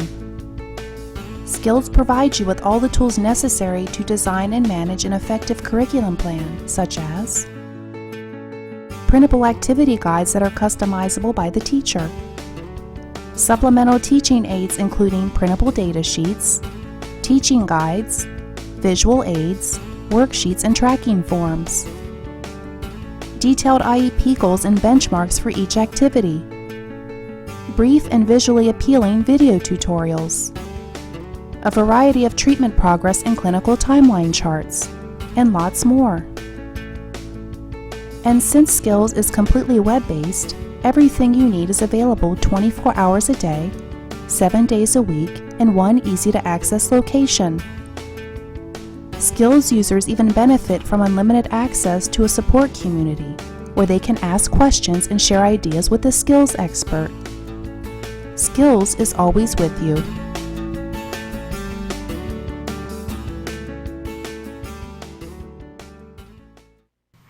Welcome back to Autism Live. I mentioned a contest before. If you're like me, I love contests. So if you, I know we talk about a lot of different Facebook pages here, but there is a Facebook page that's called Skills for Autism. And there's the address to go to that. They're running a contest right now. And if you go there, you fill out the page, you have to like the page and share the specific post that they have there. And if you do that, you'll be entered in a contest to win 6 months of skills for free. And we talk about skills from time to time on the program, and you've seen some advertisements for it. I want you to know that I use Skills at home with my son. I think it's incredible. The first time I saw Skills, I've said before, I shook for 2 days because I was so excited about the fact that families everywhere around the world were going to have access to the lessons that that were used with my son so that I got my son back. I think it's an amazing thing. There's a new element to that's coming to it that was just unveiled today called Behavior Champ that helps you to write behavior intervention plans. It's wonderful. So in any case, you can win 6 months free of that, but you need to go to the Skills for Autism page. There's a specific form to fill out. You have to like the page, and then you have to share the post. Once you share the post, then you're entered in the contest to win 6 free months of skills. I think you'll love it. So I hope that you'll take the opportunity to do that. And Facebook is a wonderful place for you to be able to meet and greet with other people and share your ideas, and by the way, answer our question of the day. And our question of the day today was, what do you wish your child's school would provide that they aren't right now?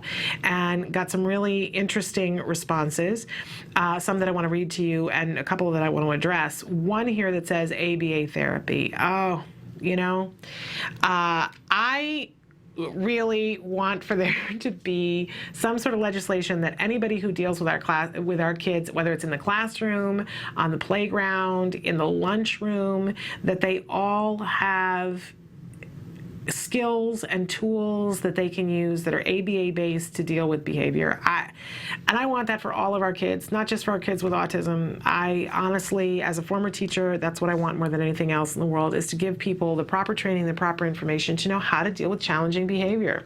I think it's one of the biggest, aside from not having funds, it's the biggest problem in the classroom. And in some cases, I think that teachers would argue it is the biggest problem in the classroom, even more so than the funds. Because they could accomplish so much more if some of this challenging behavior could be gotten under control. Okay, and here we go. The ability to control fits and outbursts without it turning into a suspension from school or me picking him up due to behavior.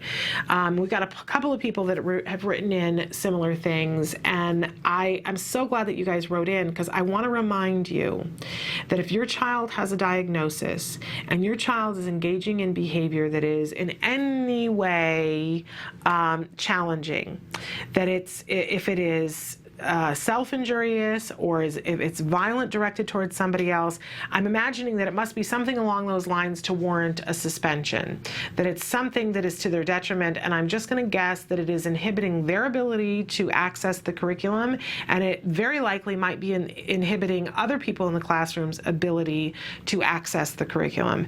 This is a horrible day in your life, right? You get the phone call and they say you got to come get the child because, and the child's been suspended.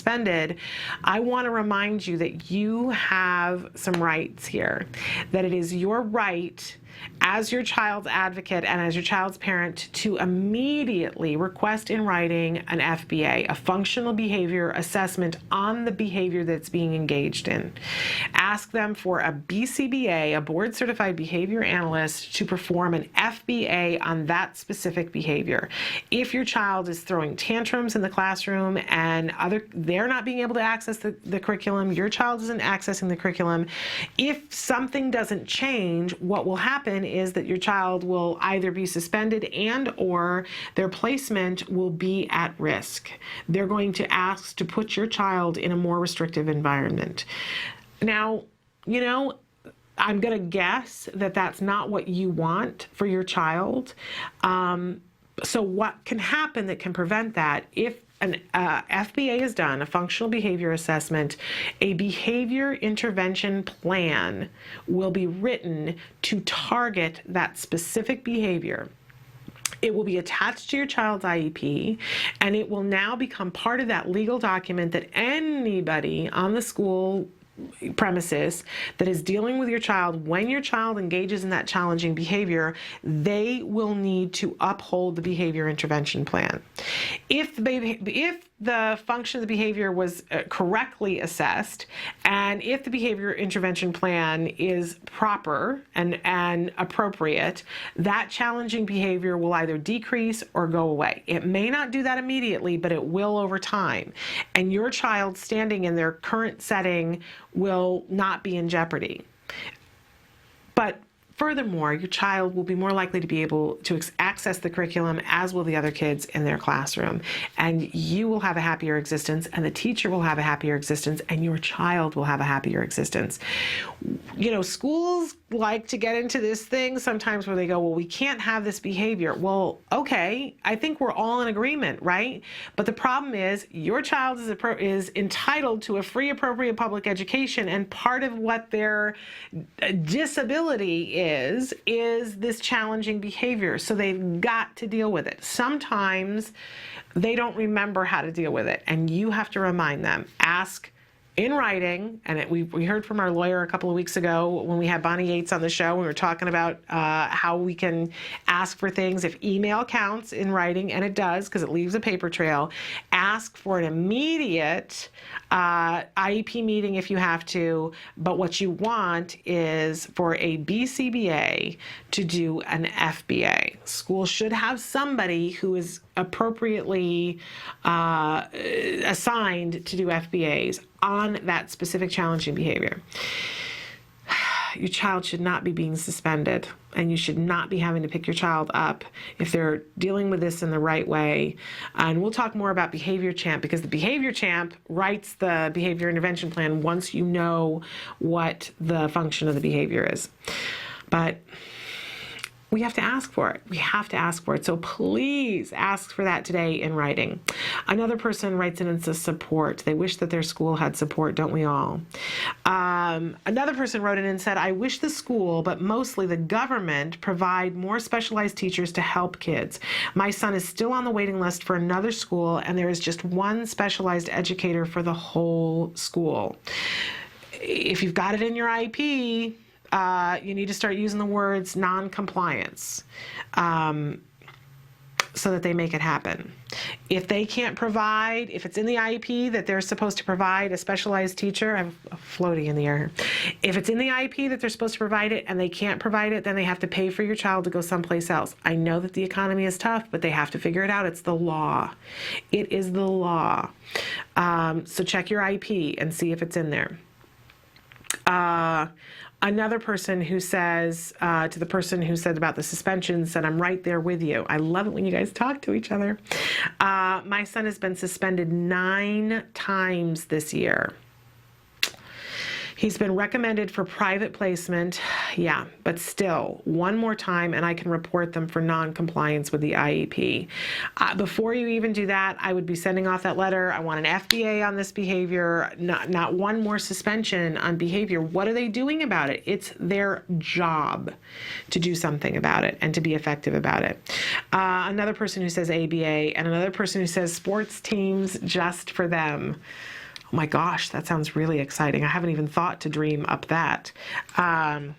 You know, sometimes we don't even know what to ask for. But wouldn't that be a lovely thing? Sports teams just for our kids. I'm just going to one of the other sites to look. Okay, a bunch more here. What do you wish your child's school would provide that they aren't right now? Another person who says ABA therapy. It has proven that it is the best way for my daughter to reach her fullest potential. Yes. Another says behavior therapy, ABA therapy, and a one-on-one aid. Get it written into that IEP and then they'll have to. Another person says they don't provide a one-on-one aid. That is the one thing that I have been blessed with, is a one-on-one aid for my daughter. I wish she had training in ABA. That would be money well spent for the school and the child. I want to remind you guys that you can request that an aide get appropriate training, and you can request that it be ABA. By the way, there's CARD e-learning. It's not the only training that's out there.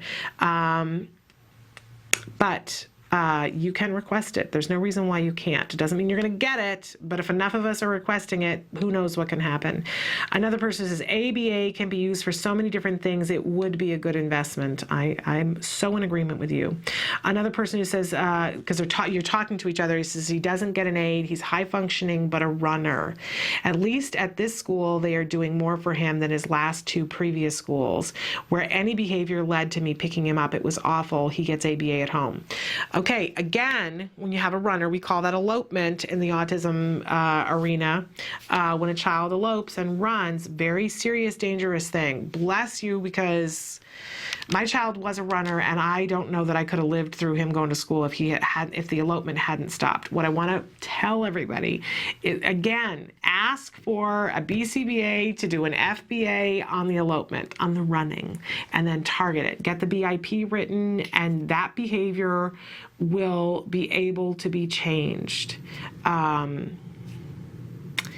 But we have to ask for it. We absolutely have to ask for it. I know all too often schools go, oh, well, the child's a runner. Let's throw up our hands and say there's nothing we can do about it, except that's not the truth. It isn't the truth. Let's target that elopement behavior so that it doesn't happen. Okay, another person who writes in and says, more one-on-one aids in the classroom and at recess time. Hey, that's another thing, is that a lot of places will say, okay, we've got a one-on-one aid in the classroom, but we're not having it at recess time. That's when their break is. And you can argue that as well, because part of what they offer our children is that they can access the curriculum and be gaining skills to help them to go through the rest of their life. And we can argue that social time is a part of curriculum time. Schools like to argue on both sides of this, that they say, oh, well, you know, we have so many hours of instruction and they include lunchtime in that, right? Because they're working on their social skills. But then suddenly when you want the one-on aid there, they go, oh, well, they're just having social time. Make them hold true to it. Ask them, do you include this in instruction time? And tell them that you want IEP goals written in for lunch, and then the one-on-one needs to be there. Oh, I love what this person wrote. This is singing my song. Training for one-on-one aids is just as important as having one. Yeah, because just putting a body there, somebody who does not know what they're doing, is not the same thing as having a trained one-on-one aid. Okay, another person who says, I had to move my office to my home so I could be near the school. I went every day, had advocates, but everything changed and got much better for my son when we hired a lawyer. The sad truth, she writes. And sometimes it takes that, you guys. Sometimes it does. But what an awesome mom that you hung in and said, I'm not letting go of this. And you meant business, and the school eventually got it. Another person who says it's so true to that person, I wonder if you were a lawyer, would it be different? Well, you know, we've had Bonnie Yates on the show before, and she is a special education lawyer, and I think she still had to fight her battles with her son. I don't think she just walked in and they went, oh, but you know what, we'll ask her the next time she's here.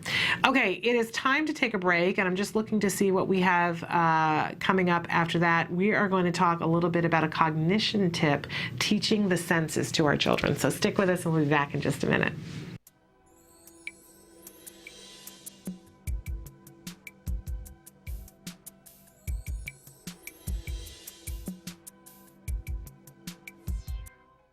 I'm Adele Nadowski, Director and Co-Creator of Skills. CARD e-learning is an online tool that has been developed by the Center for Autism and Related Disorders. CARD e-learning is the training that is delivered to the ABA therapists at CARD to train them on the principles of applied behavior analysis and to equip them with the knowledge they need to essentially deliver the ABA-based techniques during their therapy with the children that they work with. ABA has been proven scientifically to be the most effective intervention for children with autism. At this point, even the Surgeon General has come out with a statement suggesting just that. So we know that this is something that children with autism definitely need if they're going to improve and live the lives that we're hoping that they're going to be able to live.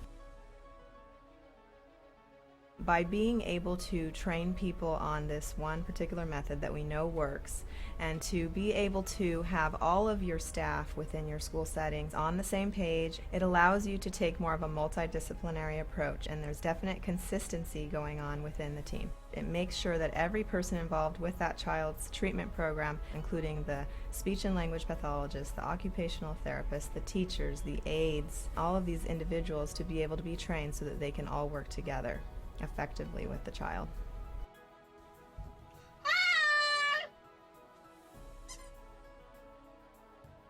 Parents that are using CARD e-learning can use it either to train themselves, and then after having done that they can implement different techniques with their child in order to teach new skills.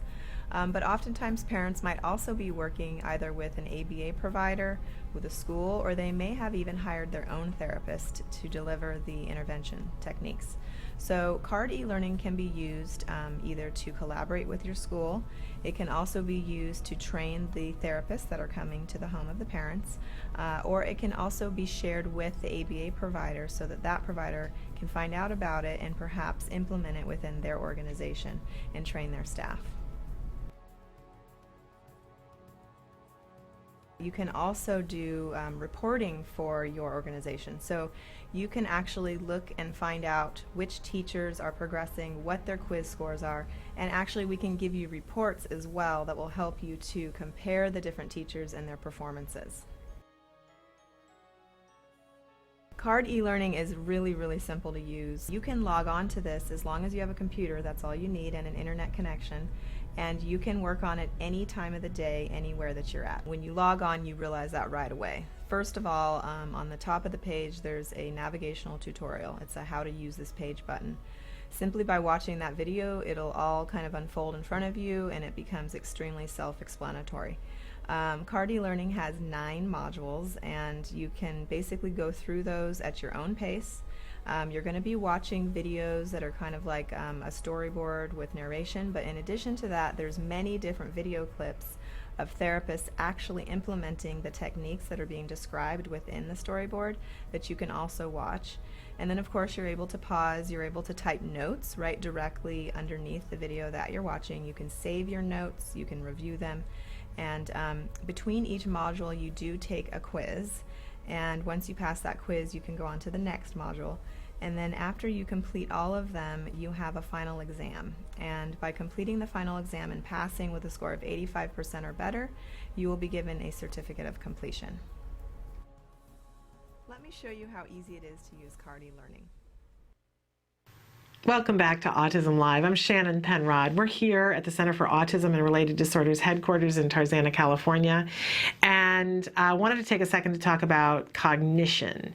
And there's so many things in cognition that we can teach our children. And this is an area that I get really excited about because when people talk about ABA, and I mentioned this the other day, that all ABA is not created equal, right? You want to make sure you're getting quality ABA therapy. But even amongst quality ABA therapy, there are many people who will focus on behavior. And you'll hear people, we always talk about the myths, right? The myth of the day, that you'll hear people talk about, well, ABA can target things like toileting, and ABA can target things like language. But there is a group of people who think that that's where it ends with ABA. And that's unfortunate because we know that from studies that there are other things that you can teach as well. And one of the things that I get particularly excited about talking about, and that you'll see in the skills curriculum that we were talking about earlier, is that there is a cognition curriculum and an executive functions curriculum, so that you can go in, and that's literally what they call it, about going on the inside.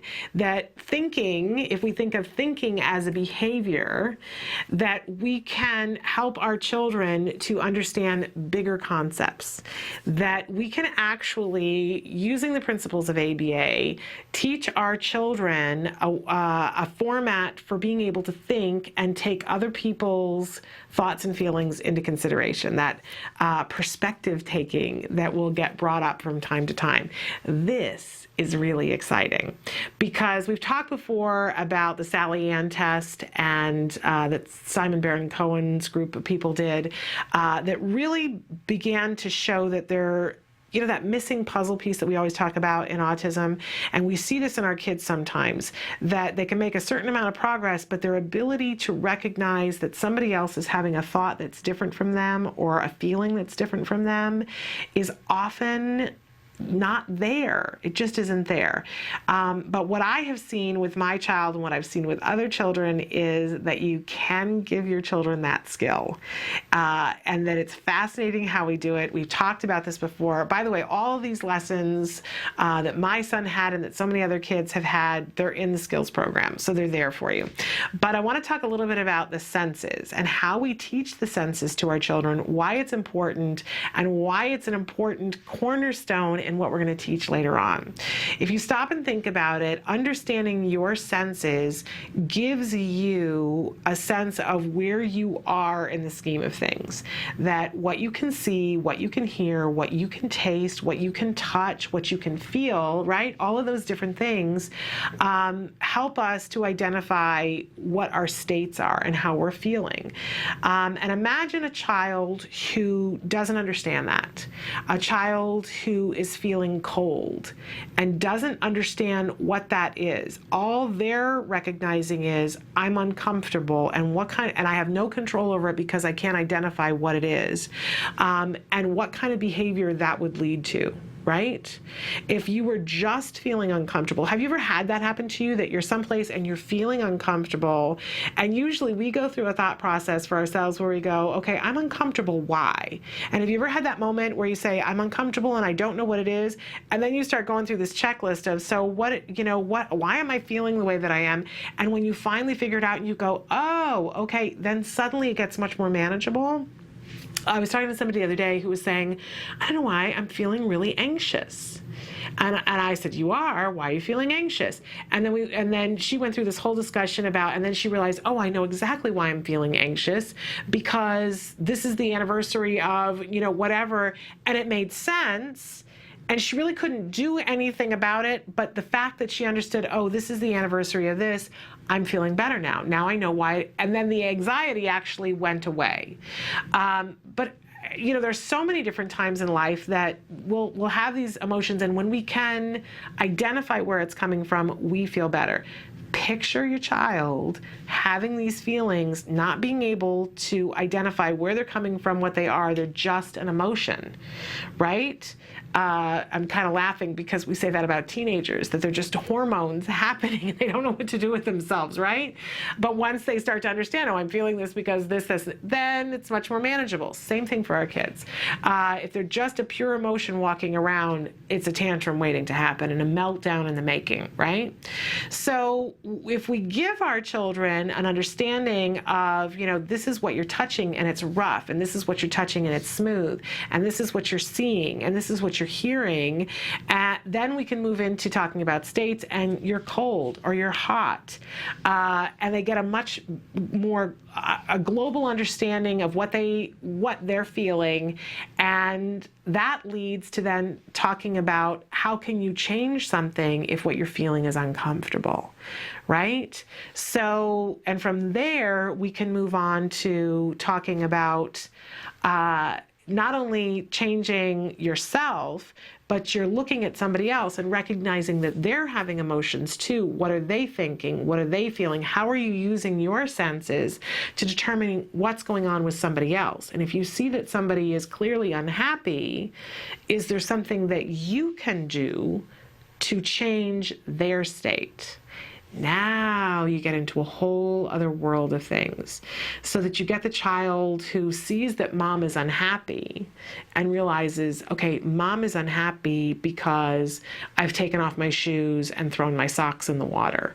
What can I do to make that better? You get a child who's more compliant. I mean, it really is one of those things that it spreads out in so many different directions and leads to a happier life. So we want to teach our kids the senses, and it can be something that's really fun. If you you think about when we start teaching a baby about the senses, a typically developing baby, they've got those books. Those great books that, they rattle and they have a little piece of paper that you touch and then the paper is crinkly. And it may be that our kids enjoyed those books when they were little, or it may be that they were completely oblivious to them. But now we have a child that is 3 or 4 or 5 or 8, and we want to teach the senses. We want to make sure that we're being appropriate to where their skill set is and appropriate to where their age is, but we can create those same kinds of things that were in the baby book for a much older child. Let's say that you have a child who is 8 years old and does not understand their senses. You're going to create things that are reinforcing for them to touch, that are going to crinkle, and things that are rough and things that are smooth. Children's museums are great for this, by the way. We have a lovely exhibit here in Los Angeles at the, why can't I think what the name of it is, but it's the Noah's Ark exhibit. I totally cannot, I'm having a senior moment. It'll come to me, the name of the museum, but it's a Noah's Ark exhibit where they took all found Skirball, thank you, Emily, Skirball. They take all found materials and turn them into the animals, and they're interactive and the kids are allowed to touch. But for instance, an alligator is made from the tread of a tire with a red glove that becomes the area around the alligator's eyes, and the teeth are made from something that's urban, but the child gets to touch and feel it and feel the different things, and it's very reinforcing because it's an animal, and some of our kids see how it's been put together, others just see that it's an animal, but usually there's something that they can put their hand in and make the animal move. There's a lever that makes this huge giraffe move. Now, obviously, you may not have that in your area, but ask yourself, is there a children's museum close by? And you go for the day, and if you target senses, and so you talk in the car about what we're going to look at, things that we can hear, sounds that we can hear, and we're going to touch things, and we're going to see things, and bring something that's really flavorful to taste so that it becomes a festival of the senses. Or you can just pick one and say, we're going to touch things, and we're going to find things that are smooth and rough, and whichever you prefer for where your child is. And if you don't have a children's museum, you can make this in your home. You can say, today is, a lot like Sesame Street. Sesame Street does, we're brought to you by the letter of the day and the number of the day, right? You can make it that in your home. Today, we're talking about touch, and we're going to touch everything in the house. We're going to touch the couch, and is the couch rough or smooth? And you can target these things in an ABA way, in a natural environment training way, or you could go after it in a DTT way. Again, all of these lessons that will help you and give you teaching points to do either of those things are in skills, but it can be a really rewarding thing, and it helps your child to grow and blossom. So find a way that's reinforcing to your individual child. If your child is into dinosaurs, you can do the senses for the dinosaurs, and where you start with, line up their dinosaurs and do which one is smooth and which one is rough, and then you can move from touch to visual and saying which one is green and which one is yellow, and so on and so forth, and then move on to sound and which one makes this sound, and tailor it to what is reinforcing to them. But again, you can work on this in a DTT way as well, and those lessons are available for you in skills. But definitely work on the senses with your child, because it builds into so many things that are really wonderful. Okay, we're going to take a very short break, and but don't forget that at the top of the hour, we're going to have Vince Redmond with us, so stick with us. It's going to be good.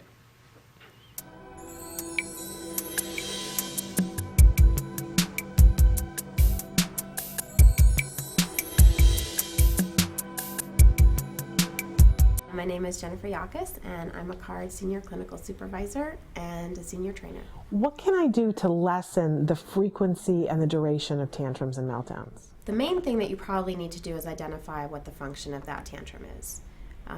By identifying why the child is engaged in that behavior, that gives us information about what the child is trying to communicate to us. As we know, many of our kids engage in tantrums and meltdowns because they have skill deficits in other areas. mainly communication per se.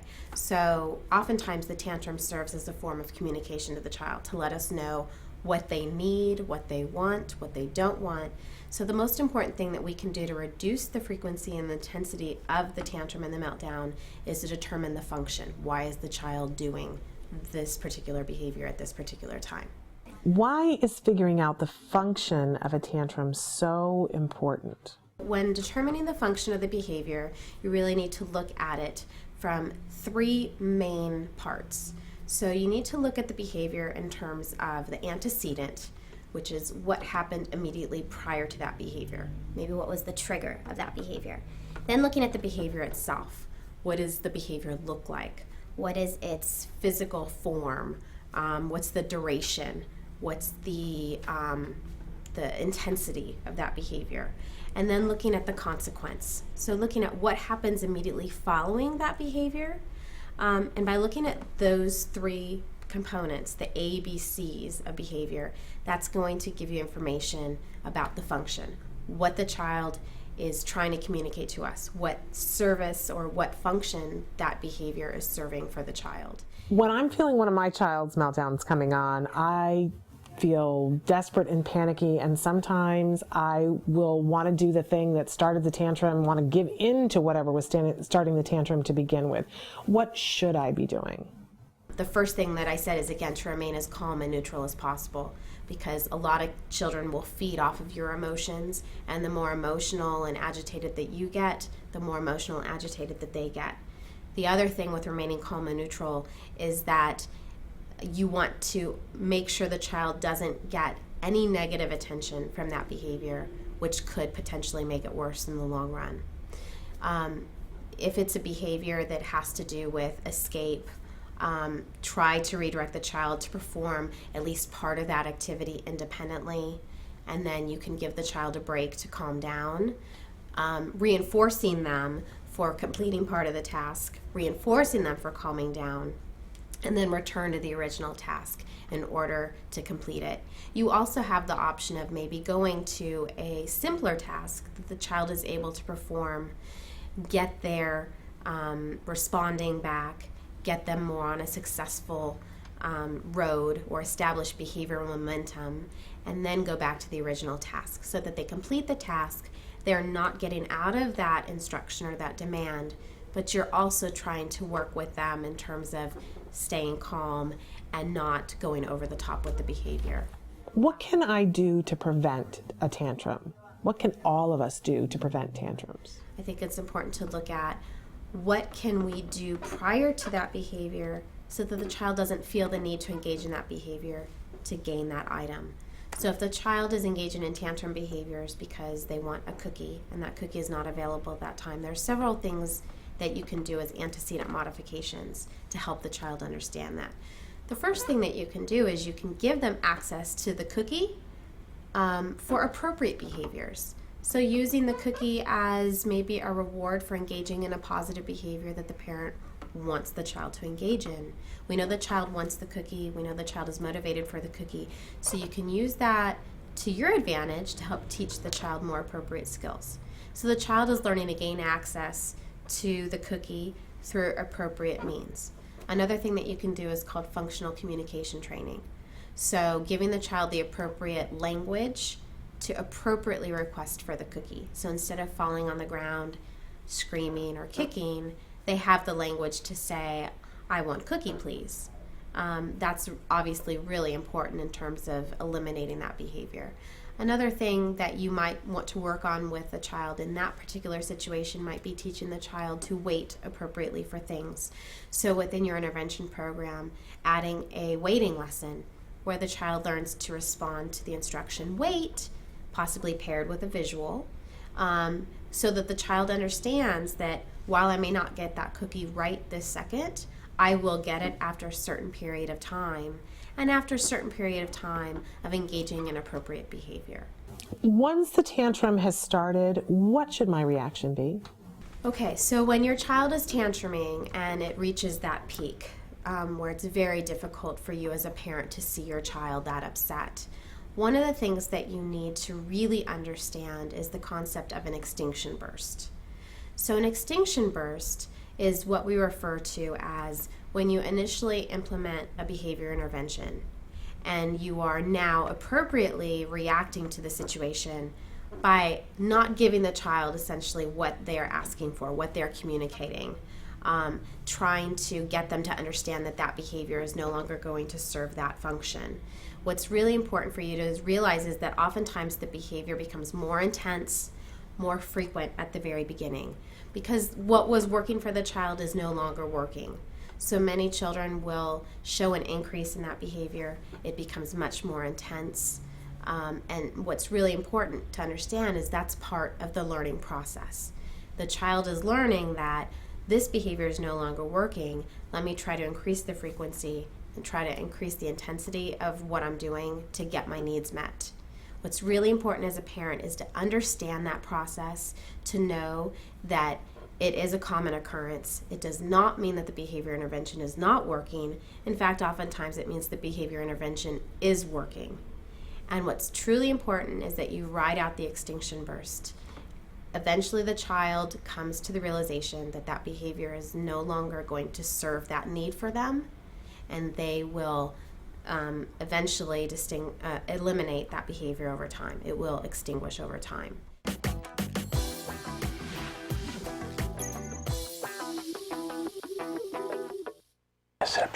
Welcome back to Autism Live. I'm Shannon Penrod. We're here webcasting to you live from the Center for Autism and Related Disorders headquarters in Tarzana, California. And as promised, we have the wonderful Vince Redmond with us. I'm going to let him... Good morning. I'm so thrilled to see you again. You too. And tell the folks at home what your title is at this moment in time. At this moment in time, it's changing. Yes. I'm now the Director of Family Resources with CARD. Fabulous. Mm-hmm. That's a really important new distinction. Yes. What are you going to do? I'm excited about it. Well, I'm excited about it. What kinds of things does the Director of Family Resources take care of?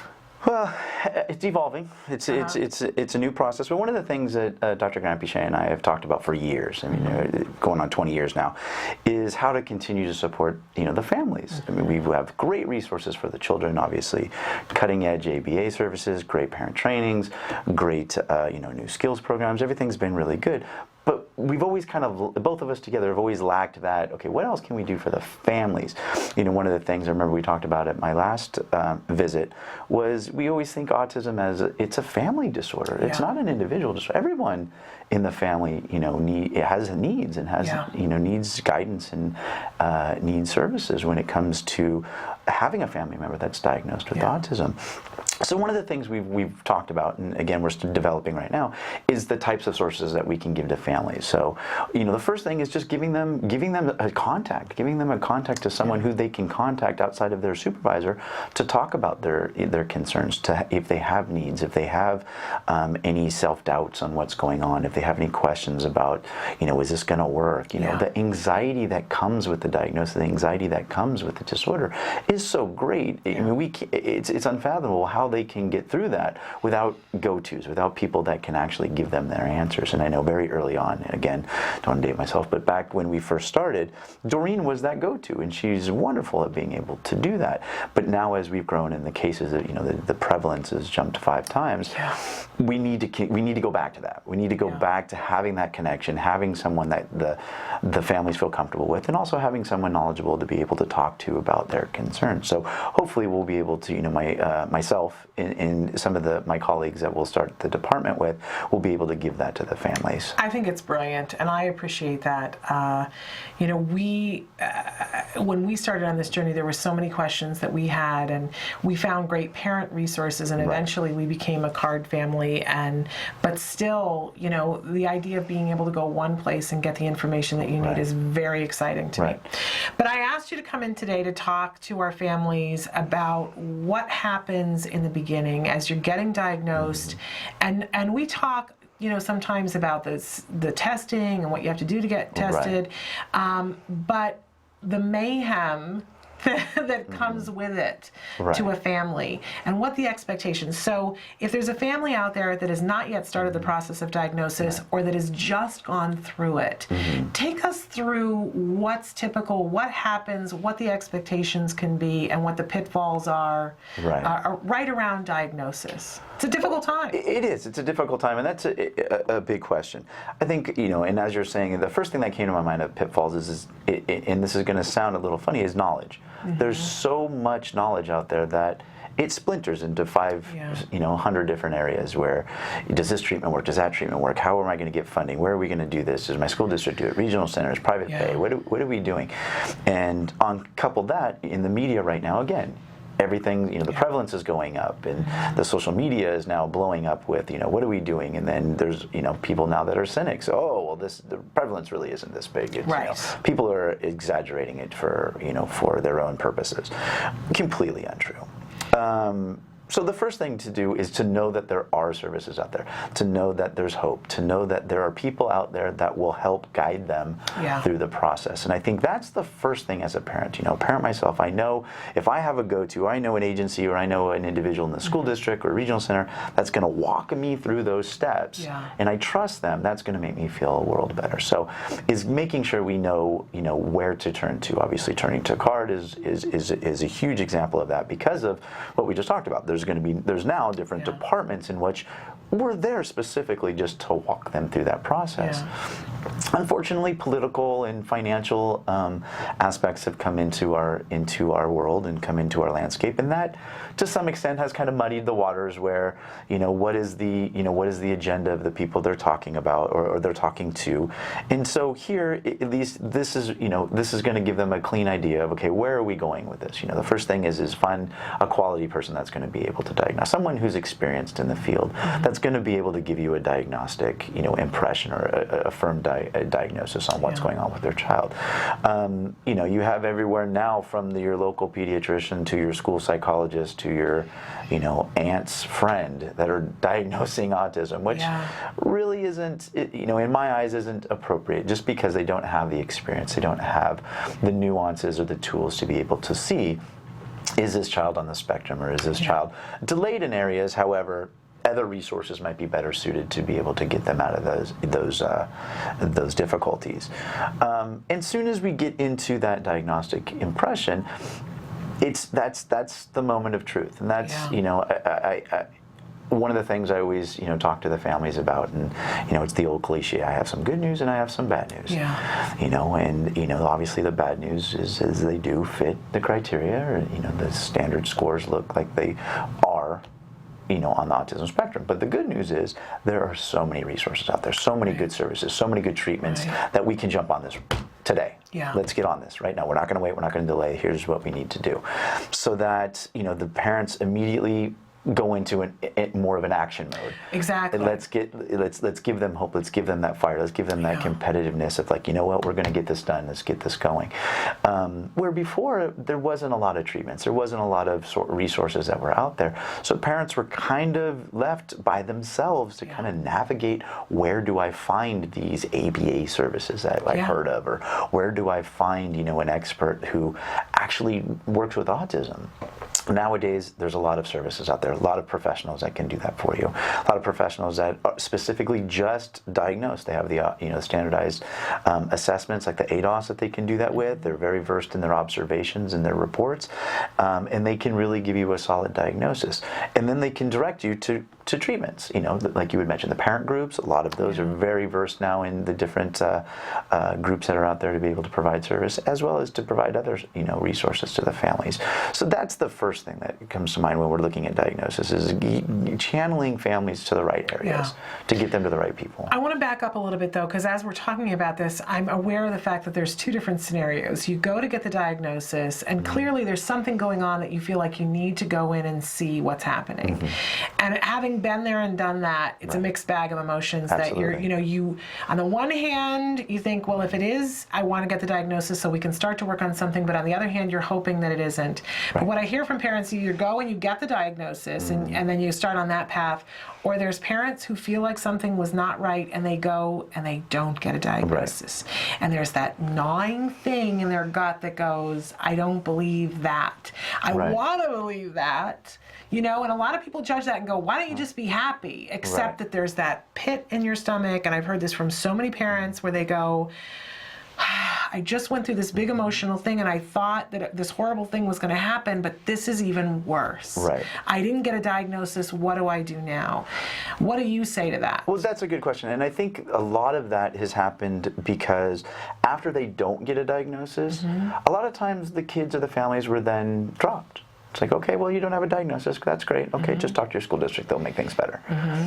That's not necessarily true. Yeah. They need just as much support without a diagnosis as they did with a diagnosis. They came in for a reason. Right. They didn't just come in because I'm just curious. Yeah. Let's see if he's got it or not. You know, it's not like, you know, checking, you know, what blood type they are. But we're going in to find out, okay, something's wrong.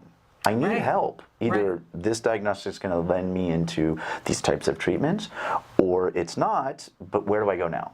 Exactly. And I think to be a good clinician or to be an ethical clinician, they have to be able to refer or at least guide the families to what they need to do next.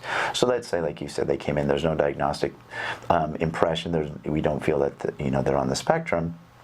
It doesn't mean our work is done. Right. At that point, it's okay. So let's look at the deficits that your child does have, or behavior excesses, and let's look at how we can address those. Either let's meet with the school district. We can help talk with them. Let's talk with, maybe the regional center because there's excessive behaviors that they need to do, or maybe it's just parent training. Maybe the family just needs guidance. They can get from, again, a clinician who has the experience to talk to the families about, okay, this is what we need to do at home. Set up a behavior plan at home. Set up interventions at home so the families can work on those things together, because a lot of times it's just they're doing things in pieces because they don't know and they're trying to do best of what they can. They need that guidance to say, okay, let's sit down, let's look at this plan, let's create a plan at home, set up a good reinforcement system for home, and let's see how the behaviors change. Well, I love that we're having this discussion, and I really appreciate the things that you're saying, because I think what we're all hearing is the kind of conversation that should happen when you go to get the diagnosis. True. Unfortunately, a lot of times it doesn't, but hopefully what we can all walk away from that is if that conversation is not happening, there's another step for you, that there's somebody else that you need to go to. Right. And we all deserve that as parents, and our kids deserve that. So, and you can ask for that. Yeah. If your clinician isn't offering it, say, where do I go now? Yeah. What should we do now? What should we do at home? Be vocal. Yeah. Ask many questions, because a lot of times you'll actually guide the clinician to your needs. Yeah, and I think hold their feet to the fire if they're not giving you those kinds of things. In my case, when the developmental pediatrician who'd been in the business for 50 years for a very big company sat with me, did the test, and went to leave. And I said, wait a second, what are we talking about? And she goes, oh yeah, autism. And she went to leave anyway. And I said, whoa, whoa, whoa, whoa. Right. Come back in here and talk to me. What am I supposed to do now? And you know what her big advice was? Go home and enjoy this child as long as you can. Wow. And when I said, well, I've heard a little bit about ABA, she said, oh yeah, promise me you won't do that. So we get bad information sometimes. Absolutely. And that's unfortunate, but I, for one, want everybody at home to know that if you're not getting the kind of treatment that Vince is talking about, and I hope that more of you get it now, that you continue to seek it out, that you listen to that feeling in your stomach and get the help that you need, whether you have the diagnosis or not, that you get the help that you need. And they might not have the answer, but they definitely have referrals to know people who do know the answer. They sure should. They should. They sure should. And I love this idea that we have to be vocal and hold their feet to the fire and say, why aren't you giving me a referral? Because you're not fully doing your job if you're not. Absolutely. Take a breath about that. Okay, let's take a break, and then we're going to come back and talk about the emotions with Vince Redmond about having the diagnosis happen. So stick with us.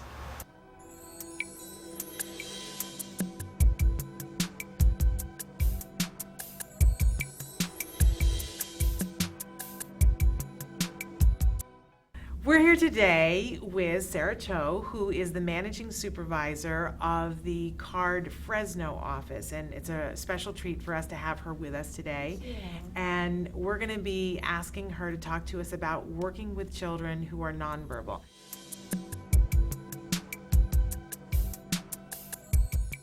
So when a child is not speaking, are we saying that they're non-vocal or non-verbal?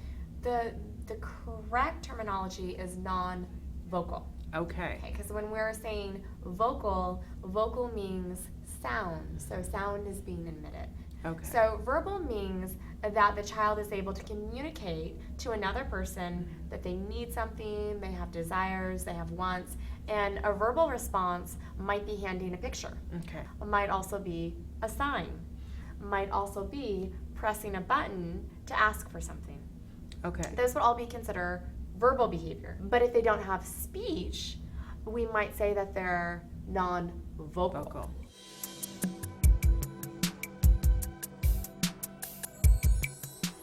So imagine then if you have a child who's not developing speech typically, they have no way to tell their parent what they need, you're going to see frustration levels increase. And if I don't have a way to appropriately get my point across, I'm going to start developing some really bad excessive behaviors to communicate. Right. So that's when we start to see the noncompliance, the tantrums, the aggression, even self-interest behaviors emerge.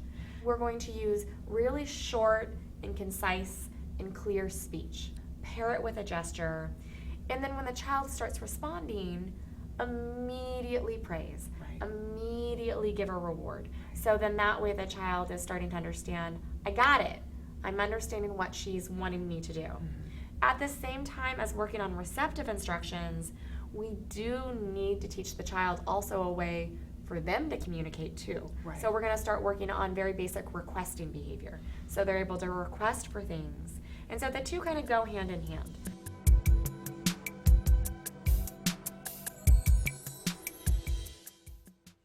If there are no sounds, then maybe we start with signs. You could start with signs, or you could start with an icon. As a parent, you're going to know your kid best in the sense that you're going to know kind of what they like. If you have a kiddo who likes to look at pictures, who likes to look at books, maybe an icon is going to be something that would be preferred, and they would get really good at giving it. If you have a child who is, you're like, wow, they have really great fine motor. Maybe they can already string beads. Maybe they can do a shape sorter. The ability to manipulate their hands and their fingers is pretty solid. Maybe you might want to work on some very basic signs. Okay, so taking whatever the strength is and running with that. Absolutely. So let's say that you do an icon or you do a sign. Both of those forms of communication have been linked to development of expressive speech. So, if that's something that we're starting with today, because we need to get through today, right, that doesn't mean that that's what we're going to end up doing tomorrow. Welcome back to Autism Live. Our special guest today is Vince Redmond, and we're talking about what happens when you get a diagnosis, what it feels like for the family, and that it really is a family event. It's not just about the child. And before we went to break, we were talking about the series of events that happens right around diagnosis and how difficult it can be, that it's a really difficult time. But I wanted to talk about all the emotions. Oh, tons of emotions. And that it's often, if there are two parents or two people that are parenting this child, everybody's not always on the same page on the same day, right? So talk to us a little bit about what some of the things are, and then we'll talk about what we can do to help ourselves. Well, and let's not forget siblings too. I mean, everyone's going to have a different emotional connectivity or reaction to the child that has autism, either it be anxiety or depression or anger or a resentment. I mean, there's a lot of different emotions. I'll never forget one of the early cases I had, and I was very young and I was just starting out in the field, and the mom takes me aside and she goes, "You have to help me." I said, "Well, what do you mean?" She goes, "I hate my child." And I was like, "Whoa, what are you talking about? You can't say that." She goes, "She only wants me when she's hungry or she's dirty. That's it." And I was like, wow. I mean, the just rawness and the pain that the parent was going through was always resonated in my. And it wasn't that she was saying it in anger. She was saying it very calmly. Right. It wasn't. She wasn't angry. It was just that it was a cry for help. Yeah. It was a reach out for help. She was like, "You have to help me not do this. You have to help me feel better." Yeah. And again, I was in the house to work with the child. I was just a therapist at that point. but she was reaching out saying, you need to help me, because this isn't going to work unless I get on board. And that was the depth of her depression. I mean, that was the depth of her feeling. Everyone, as humans, we respond differently to different types of emotions. We have families that become over-involved. We have family members that become distant and pulled back. We have family members that just kind of do a little bit of both, and there's a lot of anger, a lot of unresolved emotions that come out. And we have to look at every dynamic differently. And I think that's part of why Dr. Grant-Piché and myself are starting this department, is to deal with each family dynamic differently. Deal with each family's anxiety, depression, anger, so that it's going to best help their family. It's going to best help their child, because in the end, if that family's not unified or that family's not going on all cylinders, the child's not going to reach their optimal growth. And working with them, you and I were talking between break. You have the stereotypical dad that's distant and the mom that's all involved in everything. Well, sometimes that all that's doing is showing how they're dealing with their anxiety, how they're dealing with their depression. What do we do with that emotion? Just because a dad's distant doesn't mean he doesn't care, doesn't mean he's not involved, doesn't mean he doesn't want to be involved. He's pulling back because he doesn't know what to do. He's lost control of the situation. He's lost control of his family. What do I do? What do I do? We need to reach out to that father and pull him in and say, hey, you are just as important as you were before. Let's give you some tools to do this. The mom that's on top of everything and trying to control every situation and trying to make everything go, we need to talk with the mom. It's okay. It's okay. Let's pull in some resources so that you have help. You don't have to do it all. Let's pull in the community. Let's pull in other family members. Let's pull in your resources to make it better. Vince, you've called us on our crap. Because I always say, that this brought out the tiger in me, that I was like, I need to be fabulous. And I always, my big joke is always that I'm always trying to be super mom, but my cape keeps getting caught in the fan behind me.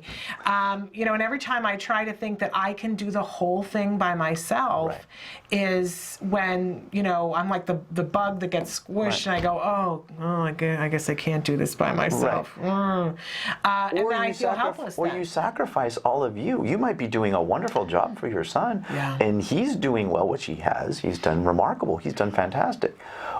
But we can't forget ourselves. Moms can't forget themselves. Dads can't forget themselves. We have to make sure we pull that back into the place, because if we don't, that's where some of that resentment might come from. That's where some of that anger might come from. It's like, what about me? Nobody's looking at me. And we need to reach out to those family members and say, again, you are important and you have needs too. Let's find a way to meet your needs that might be completely separate from ABA. It could be just, how do we get you and your husband out for a night alone? How could it be? Vince, this has turned into a therapy session, because I don't know how to do that. How do we go shopping without, a huge scene?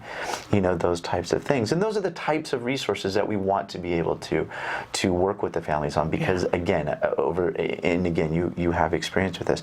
Over the years, if we don't address that, by the time ABA is in its full steam and it's going full bore, the parents now are backing off. Why? Because I think they're running out of steam. I think they're running out of energy. I think they're running out of resources, which that's where we have to supply that and make sure that they're happening. So for a family who's starting out, I want to keep going back to this, that for their starting out, there's a lot of emotions that are happening, and usually everybody's, as you said, on a different page. And I think what's interesting, that within a 24-hour cycle, it can all flip. You can be, just fabulous, and I've got it all under control, and that's at 6 o'clock in the morning, but by 7 o'clock at night, you're like, pulling the sheets over the head. I have no control over anything. And the other person has taken over and said, no, it's fine. That it can all flip. But so is there a level of acceptance that we need to accept wherever we are emotionally and wherever the other people in our lives are? What's the best way to look at the emotions?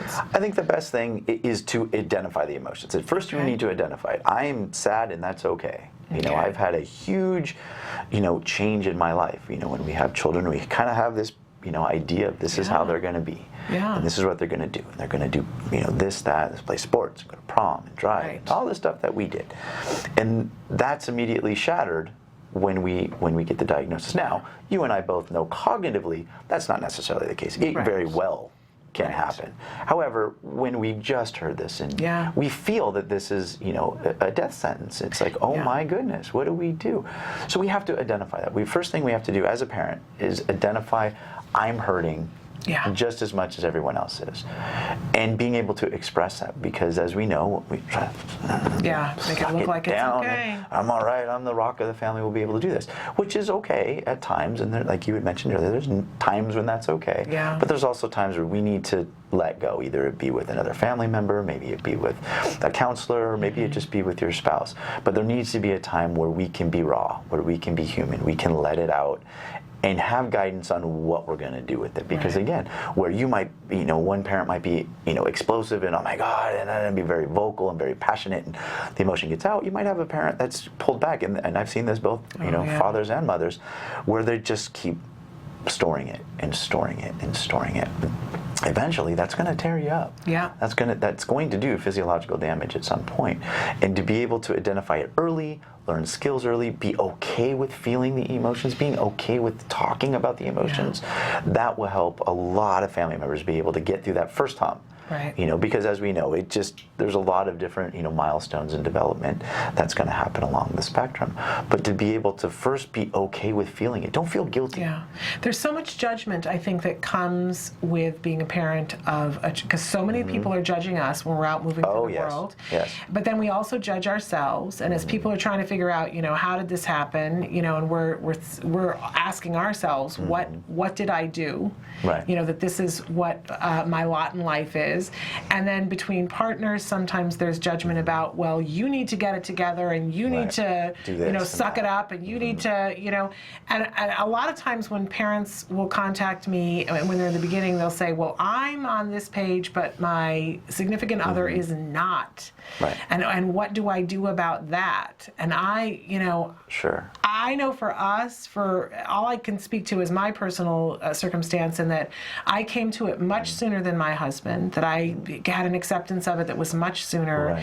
And I kicked into action mode because that was the only mode. I can't stand to be in grief for too long. I got to do something. We got to help. He's our child. I got to be moving, because if I stand still, I'm going to fall apart, is my, MO. And that intimidates my husband. When I kick into high gear, that just intimidates him, where he goes, let me see, I don't want to get hit by the... Go ahead, Shannon, you take it. Which didn't help him in terms of, and I had to get to the point where I stopped and turned around and said, what do you need? That took me a good 6 months, you guys. And that's, in 6 months, that's a short period of time. That's fantastic that you guys were able to do that. I've seen families that it's years before they finally realize, I didn't realize my wife was hurting as much as she was, or I didn't realize how much my husband was hurting because I didn't talk about it. It was all about the child. This is what we're doing. I'm going to this IEP. I'm doing this. I'm doing this. I'm doing this. This is what we're doing. We're going to this regional center meeting. It never was, are you okay? I haven't, why haven't you cried about this? Why haven't you, discussed this with me, and set those expectations together. This is what, I mean, again, as a marriage and family therapist, the biggest thing is to set those expectations out with each other. I need you to do this for me. Not you need to do this. You don't point fingers. It's I need you to do this for me. And so I need you to tell me what you're feeling? And what needs you need from each other. I need, when you get home from work, could you please take the kids for a half an hour, just give me that time to decompress. Or so not saying you need to take care of the kids when you come home, but saying I need for you to do this for me. Because each of us become less defensive when we're trying to help each other. But if it's me telling you what to do, or you telling me what to do, immediately, without thought, we get a little defensive. It's like, wait a minute, why are you telling me what to do? I'm paying the bills, and I'm doing this, and I'm doing that. And, we get into this, one-for-one mode. And that's obviously not going to help anything. Well, and also when you say you need to do it, it automatically makes them wrong, too. It makes them feel you didn't do it already, you're automatically wrong, so you need to do the right thing. Whereas if we say, I need you to do it, then it's more of a loving thing, I think. And that's it. I love you. You love me. That's the way it's supposed to be in a relationship. You love each other's spouse, and you will do anything for them to help them. So if it's about me or it's about the kids, everyone's more responsive to that. But plus, it sticks in our mind, so the next time when I come home, or the next time there's a biting incident or whatever, and I can intervene, I will know that this is what's expected of me. I will know it. This is what my role is with this. And so each other, we establish a set of roles, but everyone's okay with that then, because we've talked about it. We know emotionally where we are with that. And plus, then we've continued to communicate that this is what I I need to do. Yeah, I'm just laughing because there's that one, do you know the movie The Incredibles? Yes. And there's the one scene where the kids are all fighting and the mother has, I love that she's got the arms that go out 45 feet and she's holding two kids back underneath the table, and the dad is, Mr. Incredible, is down the hallway focused on something else, and she screams out, "A little help here!" You know, which I think is, you know. Oh, me? Yeah, right, but as soon as she says it, he says, "Oh, you know, I'm happy to help." Right. But I think so often I am guilty of the thing of, you know, standing there and thinking, you know, why am I not getting help here, instead of saying that we need to remember, as much as we get on the gentleman about how they're not vocal, we need to be vocal about saying what we need. So I love that. What I always say in my private practice when I work with couples is nobody's a mind reader. Do not mind read. It shouldn't, well, you should know this. Right. No, it's very simple. Right. Just say it. And now we do know. Now, if I've asked you, this is what I need you to do for me, and you don't do it, okay, now that's a choice. Right. The expectation's already been laid out. But if you just expected me to know that, I got a whole 50 billion other things going on that maybe I didn't notice. And the irony that we're trying to get our kids to language and tell us what they need, so we should be setting That's very true. We're teaching them to express their needs, express their emotions, so but we're not. Yeah, we have to set the model for that. Yeah, that's very true. Very true. All right, let's take a break and come back and talk about some of the other things around this, including siblings. So we'll be back in just a minute with Vince Redmond.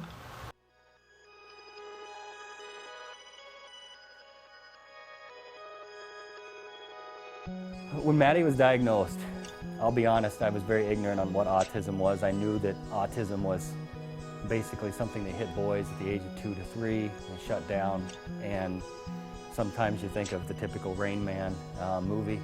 And with Maddie, she was doing all the same signs and symptoms of a typical child with autism spectrum disorder. Stand up. She didn't even acknowledge us coming into the room. She had barely any eye contact. She didn't interact with her sisters. She didn't really do anything. She just basically lined up her toys, and that was about it. We have a team of 7 volunteers, or 8 now. We have 8 volunteers, including my husband and I. And I'm the team leader, and so I do all the curriculum and get everything ready each week. Jana was downstairs until 11 o'clock at night working on curriculum, going through 2 different textbooks. And then we, as a group, meet on Monday nights, and we would go through what the curriculum was from Jana. And a lot of times we would go, well, how exactly do you do that? How do you sit her at the table and do this trial base? What Skills has done for us, it's taken that away from Jana trying to figure out the curriculum for one. She can go down, or even our laptop, and she can sit down, and through all these questions, it comes up with the different programs. At least for me, it was a relief off my shoulders. I was worried that I might be missing something, missing a curriculum that maybe she needs to know, where Skills, they have every possible thing your child needs to know from 0 to 7. They have a program for that. What noise is this? Good job! Every program that we did with her, I knew it was specific for what she needed to learn. Because before Skills, it was a lot of, okay, well, is that really age appropriate for a 2-year-old? You know, because it's not generalized. It's anywhere from 0 to 7. This is what your child needs to know. In most manuals you'll find. But for this, okay, yep, she should be learning this. And no, she's not 4 yet. She doesn't need to know that yet. We are so fortunate that Jana was able to attend a conference put on by CARD that opened the door for Skills, and that there's no looking back for us. We started using the program in November, and it seemed like by January something just clicked, and she has completely kind of came out of her fog that she was in for quite a while. I have never read a documented case on any child that has not benefited anything from applied behavior analysis, and now with this new Skills and being, you know, like the E version of ABA, I can't imagine it doing anything harmful to their child. It's nothing but exponential growth for us. To see her now, it just blows us away. I mean, we call her our little miracle child because in 7 months' time, she has just blossomed into this normal, functioning child. And suddenly, we joke about it all the time, like suddenly we have twins. If you're even thinking about doing it, do it. Because the absolute worst thing you can do is do nothing at all. And even if you use this program and it's just a single mom or a single dad working in the evenings with their child, this program is going to benefit them. It's going to show you where they are, it's going to show you where they need to go, and it's going to show you what skills and how to get there. It is an online book on how to help recover your child.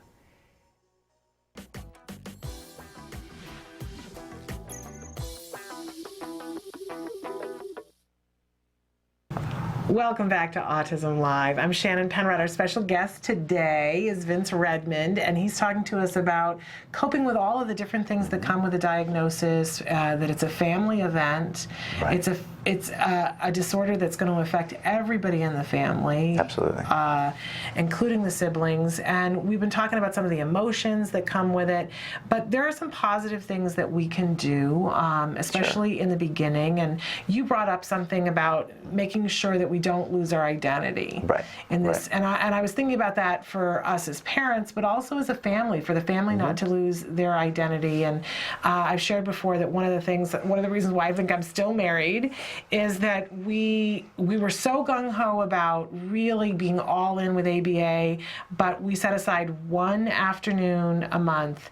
We got Disney passes because we live close enough to Disney to do that, and we would go one afternoon a month. And I swear, it was great for my child, but I swear it's why I'm still happily married. It's the happiest place on earth, right? It is the happiest place on earth. And, you know, I always say I never love my husband more than when we're at Disneyland. It's a place for us to reconnect. Even the car trip down, we got to talk about things. You just put yourselves together. You know, and my son was in the back seat, and he usually had like a Lego magazine or something that he was engrossed in. So that we got to have a conversation. And usually on the way down, we would catch up on what was happening in terms of autism, and on the way home, we would talk about our hopes and our dreams and reconnect. But you know, how important is it, and what are some suggestions for families if they don't live close enough to Disneyland? Right. Well, I mean, that's great. And I think any family tradition, we need to keep traditions. We need to keep rituals. We need to keep the things that keep us together, either it be a monthly trip to Disneyland, or it be a movie night every Friday night. I have a family that does pizza night. It's pizza night and movie night, and they rotate who gets to pick the movie, and they do not miss it. Dad gets home, all the siblings are home, mom is home. It's a do not miss. As far as I can remember, I don't think they've ever missed it. I even remember one time Dad was out of town, he Skyped in. Oh, how sweet. You know, just to be a part of that tradition. And I think those types of things, very easy things that don't have to cost money, things that just don't have to cost a lot of time, but to keep those traditions, because it does that. Even if it might be at first a little forced, it brings a family together, it keeps everybody together, and then everybody looks forward to it. They look forward to spending time with one another, they look for the reconnection, they also look for the good times. You know, we're constantly being bombarded with what needs to change. This needs to get better, that needs to get better, this is a deficit, that is a deficit. We need good stuff. We need to get the laughs and the happiness and the things that everybody enjoys. It could be a game night. It could be a dinner that we just concentrate on in having a good hour together for dinner. It's, whatever that you do, the autism comes with you. And I think it's kind of important that, as you're saying this, that whatever it is that has an element that's reinforcing to everyone, including whoever has autism, because that's what's going to make it more possible to have the event happen. And that's a good key. I mean, the key is how is everyone going to enjoy it? We can adapt and enjoy pretty much anything. But again, it's the child with autism. What are they going to enjoy? Do they enjoy watching movies? Do they enjoy listening to music? Do they enjoy food? Do they enjoy trips in the car? It could be just taking road trips on the weekend to, up and down. Whatever is going to be enjoyable, and we make that a family enjoyment. We make that a family tradition. It could be very unique. It could be just something that you guys do and nobody else does. But it's just as important than any other tradition that we've heard of. So important that we not leave siblings out of the conversation. Very true. And we mentioned that early on. Yeah, but it's hard. It's really, really hard, and it's haunted me. We had a parent who wrote in about a month and a half ago and said, "I really want to do ABA. I'm watching the show, and I really want to do that, but I have an older child, a slightly older child that's not on the spectrum, and I just feel like it's going to wreck her whole life if I give in to making all these things happen for my son." And I feel like I'm in that Sophie's Choice moment where I got to pick. Right. And that broke my heart so much, because I'm sure that it will be difficult for the sibling. We don't want to candy coat anything, right? Right. But by the same token, choosing not to do the therapy, I sort of feel like you're not choosing anybody, because the child that has autism could have gotten better. This is what they need, right? And which would have made it easier for the older sibling down the road. Right. But how do you choose that? I don't have two children, so to say to a parent, it's that's an emotional choice. What would you say to that? It's a family disorder. It's a family issue. Everyone's going to have to help, but everyone also is going to have individual needs. And I think early on with any of the siblings, older, younger, they need to be involved. They need to be educated. They need to be talked to that their opinion matters, or their compliance and help matters. Even if it's just simple help, if it's a little kid to, "Hey, can you go get his book for me?" "Oh, that's great. Thank you. You're my helper." To an older sibling that actually could help, provide guidance and help shape language or help shape some of the behaviors that, the parents are also working on as well. Again, they will have individual needs too, and that's where we were talking earlier about the parents communicating and being on the same, the same page with things. They're going to have needs and milestones that come up that need to be honored and acknowledged, either be graduation, or it be birthdays, or it be an A+ on their spelling test. Nothing should change when it comes to that. We are focusing all our energies on our child that has autism, but we can still do the same little things that we would have done if that wasn't in our family. We can put the spelling test on the refrigerator. Yeah. We can have a special ice cream sundae because you did that. We can, go to their baseball games and soccer games and those types of things. It's making sure that we consciously think about it. And I think what happens is that the squeaky wheel gets the oil. Yes. So all our energies go there, and then when we have to do something for the other side, I'm so tired. Yeah. So tired, so drained, all the resources. But if we're able to plan ahead for those things, I think that's the key. and we're able to understand that they're going to have needs too, we're better preparing ourselves for it than trying to deal with it when we are exhausted. Yeah. And I think communicating with the kids and letting them know, hey, we're going to need your help with this. Daddy and I need you. Right. We're all going to do this together. It's going to be the three of us going to help Yeah. our brother or our sister. This is what we're going to do. They feel a part of a bigger unit. They feel a part of the success. They also feel a part of the help. And to keep them a part of it is not only going to benefit the family, but it's going to benefit them too, because it gives them a sense of entitlement, gives them a sense of worth, because they're helping. Couple that with giving them their individual attention when the time's appropriate. We can make sure that that they're getting the proper attention, or what their needs are met as well. I think that's so great, Vincent. And really, what I really took away from that is making it reinforcing for them to be in cahoots with you, and planning so that they get their piece of the pie too, that they get their piece of you, which that's difficult, but I'm sure that it can be planned. Okay, let's talk about, we've talked about all these wonderful things that we can do, but let's go to the dark side when stuff doesn't work. Okay. When you've said your feelings to the significant other and they aren't able to do it, and the marriage falls apart. We know there's statistics about divorce, and people argue about how high it is. But we know that in some cases it's not going to work out, and divorces are going to happen, and that impacts everybody. It's a difficult emotional time, but speak a little bit about what we can do to make it as a little impact on the program and the child and what you're trying to accomplish. It's a fact of life, right? It is. Sometimes it's not going to work out. And divorce rates are, I think it's at 50-50 at this point anyway, regardless of, if you have in a family with a child that's diagnosed. So, like you said, it's going to happen, and it might have nothing to do with the child or with the diagnosis. The biggest thing that I implore to families is seek help right away. The minute you know that you're not liking each other, and the minute you know that I don't look forward to you coming home. I don't look forward to going home. Yeah. That you need to go and see somebody. You need to go to a licensed clinician, go to an MFT, go to a psychologist, and try to work it out. Try to figure out why that is. Okay. Is it because we're not talking? Is it because of all the commotion at home? Is it because of the diagnosis? Is it just because we got married at 18 and we're now 28 and we're going in two different ways? But at least this way there's knowledge, there's understanding, there's an opportunity to express things, there's an opportunity to repair, or there's an opportunity to prepare. We can repair, get things better, find better ways to communicate, find better ways to express our emotions, and find better ways to support the family. Or we can prepare the family for a divorce, a separation, and what are we going to do at that point? Because there's co-parenting still going to happen in most cases. I mean, rarely do you have a parent that just disappears, but usually there's still going to be co-parenting. There's going to be ways that we have to talk to the children. There's ways that we have to protect their emotional concerns. So, going to see somebody, going to find a professional that will be able to be an expert in family counseling, I think is essential, and not doing it later after things fall apart. Right. Doing it the minute you realize that I do not like where I am, I do not like seeing the person, or I don't like going home. That's the time to start nailing it, not the time where everything's already fallen apart and there's a lot more problems in the family. Yeah. Yeah, and I think if nothing else, we do that for our kids, right?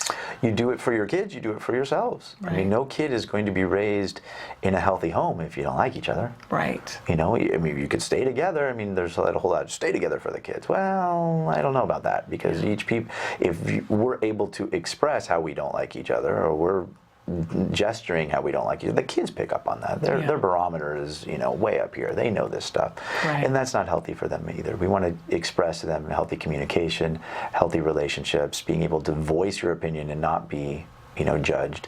And if we can't do that as adults, then we do need to look at the preparing stage. Okay, maybe we need to prepare to do this a different way. Maybe we can't be together, but yet we can still do what we need to do, what's best for the children.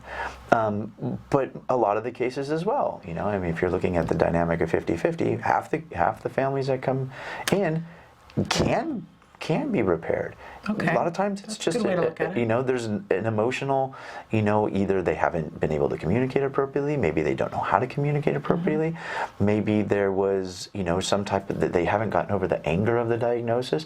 Sometimes it's just about them. It might not be about the relationship. Right. Maybe the relationship's fine. It's just, I'm so upset and I don't know why. Right. And maybe they need to go and just find ways to express their anger so that it'll better the relationship, which ultimately betters the family. Yeah. And that's just the tip of the iceberg when it comes to the different amounts of issues that could come up. But going in and starting to unlayer, therapists always use the onion as the analogy. As we start unlayering it and layer by layer, we get to the core of it eventually. And more and more places, they're offering counseling before it gets to that point for parents. I would love to see it be absolutely mandatory that when somebody gets a diagnosis for their child, that there is like 1 or 2 sessions that they have to go to. Because I think it would be easier for the guys and for some of the women too. I don't want to be completely sexist about this. But, to say to the guys, nope, you have to. You just have to. You have to go to this. There's like, a 2-session thing. Boy, they made us go to that when we were pregnant. Sure. Right? Sure. We had to go to pre-birthing classes. Exactly. And all that good stuff. You had to get the tour of the hospital. There should be that. Before we got married. Well, oh, really? So we didn't have to. Premarital counseling, all that stuff. We didn't have to do that. But I think there should be a mandatory thing that parents have to go to a thing that they can get resources. And by the way, these kinds of emotional things are going to come up. And, talk to each other and, be aware of the fact that the page you're on isn't necessarily the page they're on. That's okay. Right. And that's actually one of the things that we want our new department to do, and we're looking into that. We have several, ABA trained MFTs on staff. Which is so delightful. What we're looking at is any new child coming in, and we're a little bit developing it, but as the new families come in, that it's going to have 6 months of family support to them, where we meet with them for 2 hours a month, either it be 2 different times or one time a month, depending on how we can do it, to, again, coach them through their grief, coach them through their, communication issues, coach them through all the sibling stuff that we talked about. Make sure that we're setting up the foundation for them so that after 6 months, they're able to continue what's going on. The boat's already sailed, and they can continue with the ABA program, and they're communicating. They've found their family night, they've found their traditions, they've found their groove, and they're good. Now, if there's anything that happens outside of that, maybe it's an individual issue, maybe there's some pathology that they have from their past, that's great, but after that 6 months, we can then look at referrals and at different resources for them at that point. So again, they can continue the care for themselves while they're still helping the families. But you hit the nail on the head, is that we want this to be a part of the process too, because we see that need is necessary. Yes. We have a lot of fantastic trained ABA supervisors, but they're not trained in the communication and the family issues and stuff. And I see very fantastic people. They're there and they're getting hit with all this.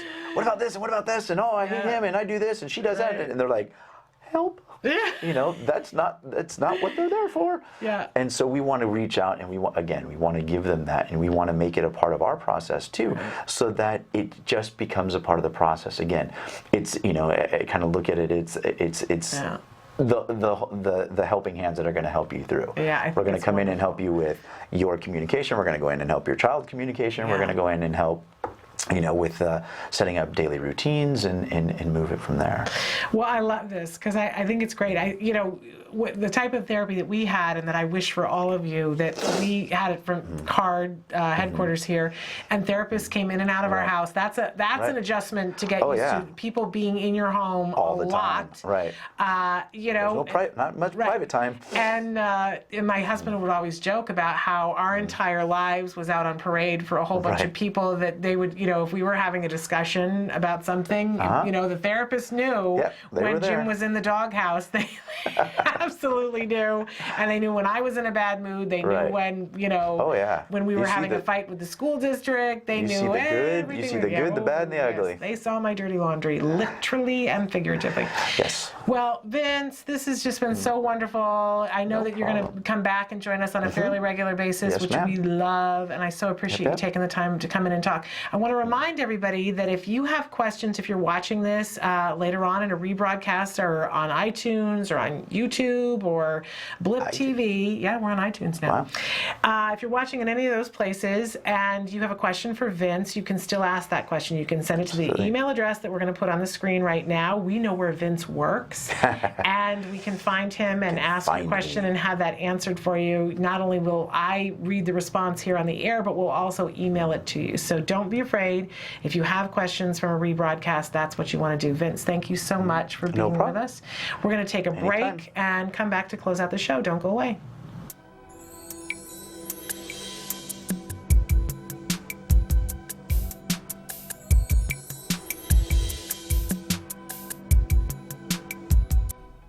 Hi, my name is Monique Erickson. I'm a senior supervisor here at CARD in the training department. For parents using skills, how should they structure a day of learning? I think when you're looking at that, what you want to make sure you're doing is you have a very well-balanced, comprehensive program.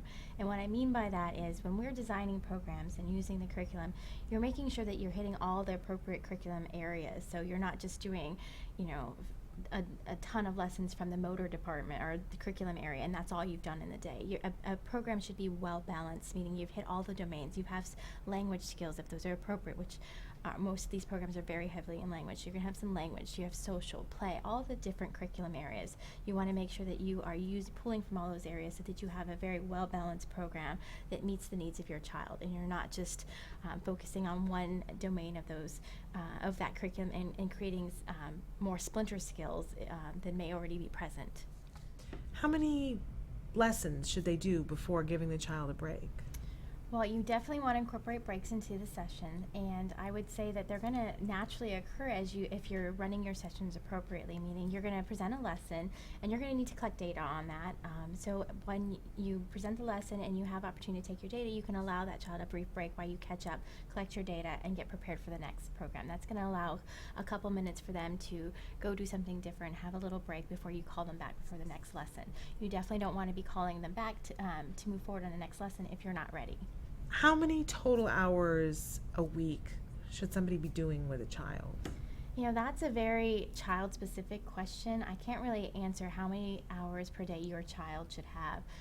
That is something you would want to go do an assessment for and get an intake at a place like CARD. You could go and schedule a time to do an intake, and once they've had an opportunity to assess your child, then they will come up with an appropriate recommendation for what number of hours is best for your child.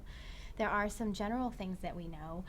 There's a huge body of research at this point that really supports that for this intervention to be effective and to get the best outcomes, it needs to be intensive. And what they mean by intensive is you're generally receiving at least 25 hours per week, up to 40. After 40, there is no really support that that's going to be any more effective. So somewhere between 25 hours per week and 40 hours per week may be something you might here as being the number of hours that you're shooting for an individual. But again, it's completely individualized. There's lots of factors that go into play when coming up with a recommendation for that. They're going to look at the child's age, what is their current availability, what is the parent's availability, what kind of skill deficits and behavioral excesses are we dealing with at the start of the program. So is there a lot of intensive maladaptive behaviors that we need to get under control before we can really do some effective learning? If that is not the case, then just really looking at all those factors, availability, parents' availability, age, all those things come into play, and a professional would need to look at those things in addition to doing probably a skills assessment to find out what number of hours best meets your child. What kinds of things should we take into consideration when making those kinds of decisions? If there's a skill in your child's program, it needs to be done frequently enough for you to have enough learning opportunities for that skill to get better. So if you have something in the program and you're only doing it every few days, it's not going to be presented enough opportunities for that skill to actually move forward in a reasonable amount of learning time.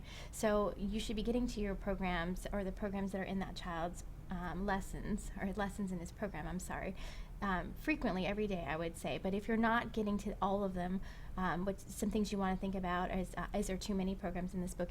Do I not have enough time to really reasonably get through this many programs? Maybe that's the case. Or maybe some programs are requiring more time than others, and you always want to think about the quality of the teaching session that you're doing versus just trying to plow through 20 programs in an hour. So those are some things that I would consider. Should a parent only do lessons from one area of the curriculum a day, or should they do from all different kinds of areas? When you're looking at the lessons in your child's program, it's important to take a step back and look at them and prioritize what are you going to be working on and what do you want to incorporate into your program. There is a wonderful video that's on the Skills website that will help look at those factors and help you decide what is going to be the best effective use of your child's time, and help you pick and prioritize those programs so that you are working on the right number of programs and you're using your time wisely and effectively.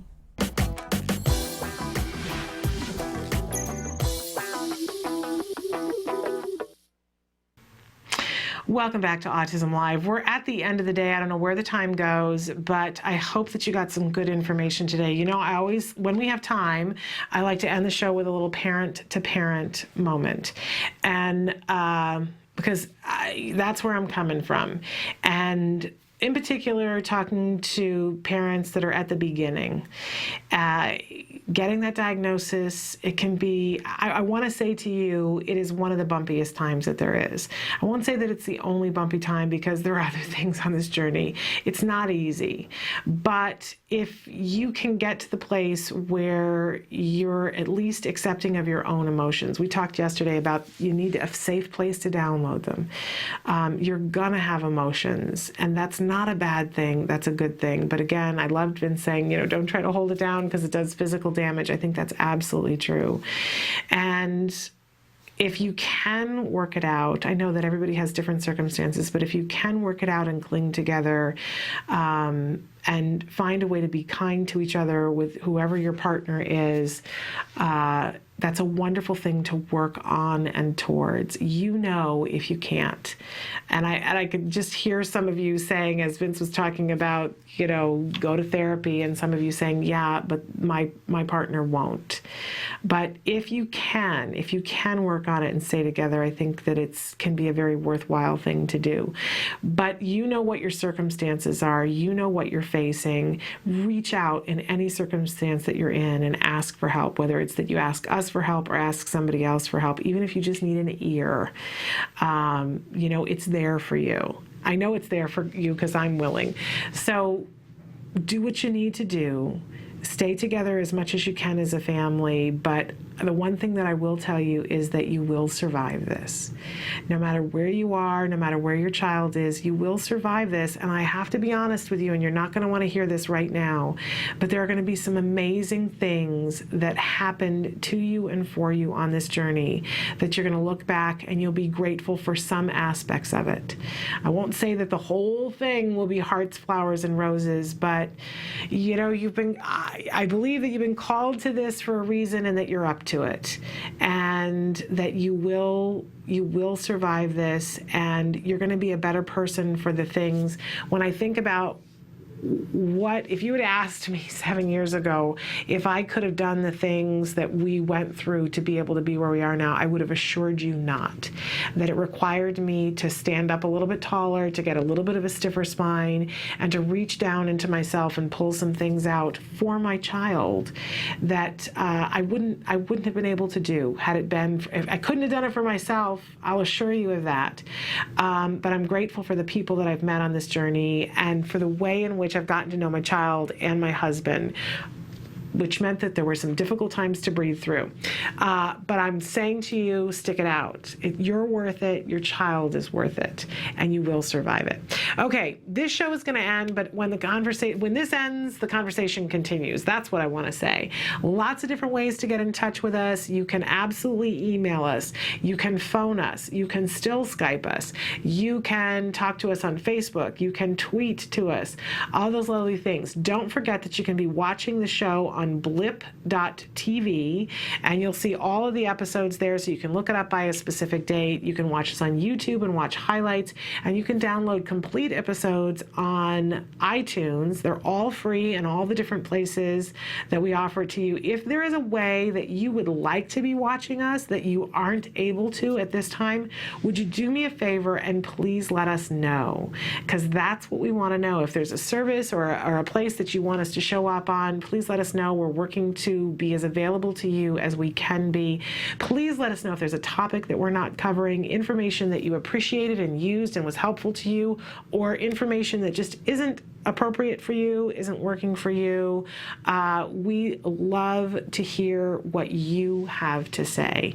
That's what we're here for. We are here for you. Yes, you, I'm talking to you, because we know that what you have going on in your home is worthwhile, that your child is worth it, that you're worth it, and that we can do this together.